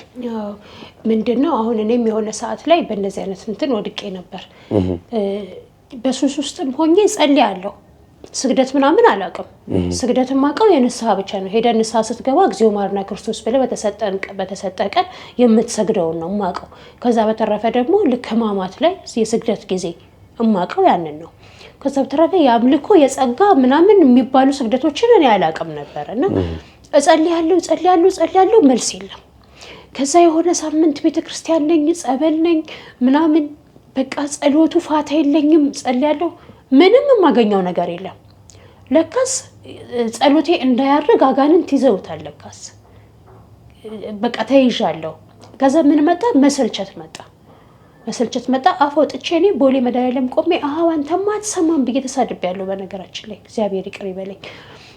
አትሰማም ላለው ነው የምታግዘው። ለነገሩ ለእኔ እንዴት ታግዘኛለህ ምናምን ብዬ ሁላ ቤተክርስቲያኑ መድኃኒዓለም ቤተክርስቲያን ላይ ቆሜ ተሳድቤያለሁኝ እኔ። ከዛ ምን አይነት ስሜት ይመጣብሃል? እግዚአብሔር አይሰማኝም፣ ትክክለኛ አምላክ አይደለም የማመልከው፣ በቃ ሃይማኖት መቀየር አለብኝ ትላለህ። እኔ ጴንጤም ልሆን ነበር እስላምም ልሆን ነበር። የሚገርምክ ነገር በቃ ለመንኩት ምንም መልስ የለም። ስለዚህ ይበቃኛል ብዬ በቃ ልሄድ ነበረ ወደ ሌላ ሃይማኖት። ጎረቤቴ ሙስሊም ነበረች፣ ውሰጂኝና ያስልሙኝ አልኳት። ግን እኮ ምን አውቀሽ ነው ስለነሱ ብባል የማውቀው ነገር የለም። ገና ለገና እዚህ ጋር መልስ ስላላገኘሁኝ እዛ ጋር ሄጄ እስልምና ጋር ገብቼ መልስ ካገኘሁ በሚል እኮ ነው። ግን ያ ምንድን ነበረ ችግሩ? ያንን ሁሉ ጸሎቴን ያሉን ሁሉ ልመናዬን አጠራቅማ ዛሬ ያለሁበት ነገር ላይ ያደረሰችኝ። አንድ ዲያቆን ዘላለም ታዬ ላይ የሆነ የሰማሁት ይህንን ነገር። ሁለት ጓደኛሞች ነበሩ፣ መነኮሳት ናቸው። በአንድ ገዳም ነው የሚኖሩትና አንድ ነገር ለመጠየቅ ፈልገው እግዚአብሔርን ሁለቱም እኩል ሱባኤ ገቡ። የጠየቁት ጥያቄም አንድ አይነት ነው። ከዛ ለአንደኛው ተሰጠው፣ ለአንደኛው ተከለከለ። ከዛ በኋላ የተከለከለው መነኩሴ ምን አለ? እንደ ጌታ ሆይ ሁለታችንን የመጠየቅና አንድ አይነት ጥያቄ ነበረ፣ ለሱ ለምን ሰጠህ፣ ለኔ ለምን ከለከልክ ብሎ ሲል፣ ለአንተ ብሰጥህ ትጠፋብኛለህ፣ ለሱ ብከለክለው ይጠፋብኛል። ስለዚህ በመቀበል ውስጥ መጥፋት አለ፣ ባለመቀበል ውስጥ መጥፋት አለ። ሁሉም ነገር ሊሆን የሚችለው በጊዜው ስለሆነ ዝም ብለን ባለንበት መጠበቅ፣ እግዚአብሔርን ባለበት ቆመህ መጠበቅን የመሰለ ነገር የለም። ጸሎቱንም ጸልዩ፣ ስግደቱንም ስገዱ፣ ጸበሉንም ተጠመቁ፣ ንስሐውንም ግቡ። ይህንን ያደረጋችሁ እግዚአብሔርን ጠብቁ። ምክንያቱም ለሁሉም ጊዜ አለው፣ የሚሰራበት ጊዜ አለው። ዝም ብላችሁ ባላችሁበት ሆናችሁ ጠብቁ። መድኃኒዓለም ነው የምለው። የመጨረሻ ጥያቄ በዚህ በዶርቃ ሚዲያ እየተዘጋጀ የሚቀርብ አንድ አዲስ ፕሮግራም ጀምር ያለው ነው። ምናልባት አይተሽ ይሆን አላቅም። እሁድ ዕለት ነው የመጀመሪያ ቪዲዮ የተለቀቀው። ትናንት ማክሰኞ በቀጥታ ስርጭት ላይቭ ላይ ለሌላቸው ሰዎች ልብስ መግዣ ለሌላቸው ስጋ ወደሙ መቀበል ለሚፈልጉ ልብስ ገዝተን እንደዚሁም ደግሞ ለበዓል ሙያ የሚሆን በተወሰነ መንገድ እግዚአብሔር በፈቀደ አቅም በረዳ አዘጋጅተን ለበዓለ ፋሲካ ለትንሣኤ በዓል 50 ሰዎችን ቅዱስ ስጋውንና ክቡር ደሙን የማስቀበል መርሃ ግብር በአባቶች ጸሎት በእግዚአብሔር መልካም ፍቃድ ጀምረናልና ትውልድን ከማዳን አንጻር ይሄንንስ ምን ትያለሽ? አንዳንድ ሰዎች ሳላገባ አልቆርብም የሚሉ አሉ። ማገባት ሚስት ቁርባን ባትፈልግስ፣ ማገባው ወንድ ቁርባን ባይፈልግስ፣ ገና እኔና እሱ ሆነን አብረን ብዙ ነገር ሳናይ ሳንዝናና ሳንጨፍር ወይ እኔና እሷ ሆነን አብረን ሳንጨፍር ሳንዝናና እዚህ ውስጥ አልገባም የሚሉ ወጣቶች አሉ። በንግድ ዓለም ያሉ ሰዎች ደግሞ ሚዛን ባጋድልስ፣ ገና መቼ ብዙ አትርፌ፣ ገና መቼ ነግጄ የሚሉ ብዙ ሰዎች አሉ። በግብርናው በብዙ ቦታ ሆነው ስጋው ደሙን የሚፈሩ ሰዎች አሉ። ለሞት ቀጠሮ የለውም። ሞትን የሚያውቅ እግዚአብሔር ብቻ ነው። እኛ ላይ ነው ያለው። መቼ እንደሚጠራን ግን አናውቀውም። እንደ እንግዳ የማናስተኛው፣ እንደ እንግዳ የማንሸኘው፣ ሁሉ ጊዜ ከኛ ሳይለይ ይዘነው የምንዞር መልአከ ሞት ነው እና ትውልድን ከማዳን አንጻር ይህንን ፕሮግራም እንዲታየዋለሽ። በጣም አሪፍ ፕሮግራም ነው ያሰብከው። እንደውም ሀሳብክ የበለጠ ንስሐ ገብተው ምን ብለው ለስጋው ደግሞ የሚያበቃ ጊዜ ላይ ደርሰው በልብስ ምክንያት ያልተቀበሉ ብዙ ሰዎች አሉ። ለነሱ በጣም ጥሩ ነው። ሲቀጥል ደግሞ አስበከዋል። በበዓል የሚመርቁህን ምርቃት ከዶሮ ከሽንኩርቱ ጋር አብረው የሚመርቁህን ምርቃት አስበው። በዚህ በኩል የነቁ ቤተሰቦቻችን እንደሚያግዙክ በጣም እርግጠኛ ነኝ። ምክንያቱም የሰው ልጅ የመጨረሻና የመጨረሻው ግቡ ስጋና ደሙ ነው እኮ። አንድ ሰው መነኮሰም ምናለም የዘላለም ሕይወት ሊያገኝ የሚችለው በስጋና ደሙ ነው። ከዛ በተረፈ ደግሞ ዘልዬ ያልጨረስኩም ጨፍሬ ያልጨረስኩም ብለው ለሚሉት ቤተክርስቲያን ጡረታ መውጫ አይደለችም ነው የምላቸው። ከዛ በተረፈ ደግሞ የማገባት ሚስት ባትቀበልስ፣ ስጋው ደግሞ ባትቆርብልኝስ፣ የማገባው ባል ባይቆርብልኝስ ለሚል ደግሞ ባታገቡስ ቢቀር ነው የምለው። ምክንያቱም ያቺ ሴት ስጋው ደሙን እየተቀበለች ብትቆይ የምታገባው ባል ምን አይነት ነው? ስጋው ደሙን የሚቀበል ነው። ስጋው ደሙን ተቀበለ ማለት ደግሞ ይሄ ተግባራዊ ክርስትና የገባው ሰው ነው ማለት ነው። ስለዚህ ነገ ትዳራቸው ምን ያህል ሰላማዊ ሊሆን እንደሚችለው አስበው። ብዙ ጊዜ መቁረብ ትፈልግና አንዲት ሴት ሳትቆርብ የምትቀረው በባሏ ምክንያት ነው። ወይ ደግሞ ባል መቁረብ ይፈልግና ሳይቆርብ የሚቀረው በማን ምክንያት ነው? በሚስት ምክንያት ነው። እንዲህ ያሉ መከፋፈሎችና ጭቅጭቆች የሚመጡት እስቲ ላግባና እንደዚህ ልበልና የሚባል ነገር ሲመጣ ነው። በቅዱስ ቁርባን ግን እየኖርክ ከሆነ ትዳርህን ራሱ የሚመርጥልህ ራሱ መድኃኔዓለም ነው። ስለዚህ ስኬታማ ትዳር ይኖርካል ማለት ነው። ሲቀጥል ነግጄ ሳላተርፍ እንደዚህ አድርጌ ሳላተርፍ ሚዛን ባጋድል ምናምን ብለው የሚሉትንም ደግሞ ምንድነው ልል የምችለው በተቻለን አቅም በሀቀኝነት ለመስራት መሞከር ነው። ከክርስቶስ ጋር ያልሰበሰበ እንዲሁ በከንቱ ይበትናል። ስራውም እንዲባረክ ውጤታማ እንዲሆኑ መሬቱም እንዲያፈራ መጀመሪያ ከክርስቶስ ጋር ይጣበቁ። ስጋው ደግሞ እንቀበላለሁ ብሎ ካለ ከአንድ ሰው በሽተኛ እንደሆነ ወቅ ያ ሰው። ምክንያቱም ስጋና ደግሞ መድኃኒት ነው። ለህመምተኞች የመጣ መድኃኒት ነው እንጂ ለቅዱሳን የወረደ አይደለም፣ ለጻድቃን የወረደ አይደለም። ለእኔና ለእንዳንተ አይነቱ ኃጢአተኛና ህመምተኛ የወረደ ነው። ሰው ሆስፒታል የሚሄደው ሊታከም ነው አይደል? ናይት ክለብ የሚገባው ሊጨፍር ነው አይደል? ሆስፒታል መሄድ ፈልጎ ናይት ክለብ አይገባም። እዚህ ጋራ ደግሞ እኛም ወደ ስጋና ደግሞ የምንቀርበው ህመምተኞች ስለሆንን ነው። የዘላለም ህይወትን ስለምናገኝ ብቻም አይደለም። ምክንያቱም በነፍስም በስጋም መድኃኒት ስለሆነ ነው። ቀርበናል፣ ወደ ስጋው ደግሞ መተናል፣ እንበድላለን፣ እናጠፋለን፣ ንስሐ ገብተን ደግሞ እንደገና እንሄዳለን። ወደቅ መነሳት ያለ ነው። ምክንያቱም እኛ በክርስቶስ ፊት እኮ በዳዴ እንደምንሄድ ልጆች ነን፣ ቆመን እንደምንራመድ አይደለም። በዚሁ አጋጣሚ ይሄንን ፕሮግራም እና ይሄንን አላማውን ጭምር ያስረዳሁት አንድ ሰው አይ አንተ ደግሞ ሞኝ ነህ እንዴ ያለኝ። እንዴት አልኩት። ሰው አሁን ንስሐ ከገባ ስጋው ደግሞ ለመቀበል ፍላጎት ካለው ብዙውን ፕሮሰስ ከሄደ ስጋው ደሙን ለመቀበል ከወሰነ የልብስ ጉዳይ ያሳስበዋል ብለህ ታስባለህ ወይ አለኝ። በዛ አጋጣሚ አንቺም የምታውቂው አንድ ሰው እዚህ ፕሮሰስ ላይ ደርሶ በልብስ ጉዳይ ብቻ ወደ ቅዱስ ስጋውና ወደ ክቡር ደሙ ለመቀበል በፍርሃት ያለ ወንድም ሴትም ሰው ካለ አንድ ሰው ብታመጭ እንቀበላለን። 50 ሰው ነው ቻሌንጁ። ኦርቶዶክሳውያኑ ተረባርበው ግን 100 እንደሚሞሉት እርግጠኛ ነኝ። በጣም እና በዚህስ ምን ታያለሽ? አዎ በነገራችን ላይ ማለት ነው እኔ አሁን መጀመሪያ ጊዜ ክርስትና ስነሳ ልብስ የመግዛት አቅም አልነበረኝም። በጣም ነበር የከፋኝ። መቀበሉን ትቀበላለህ እኮ ግን በጣም ነበር የከፋኝ።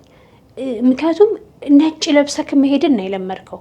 ግን ደግሞ ከአይምሮ ደስታ አኳያ ስታየው በጣም የሚያስደስት ነገር ነው።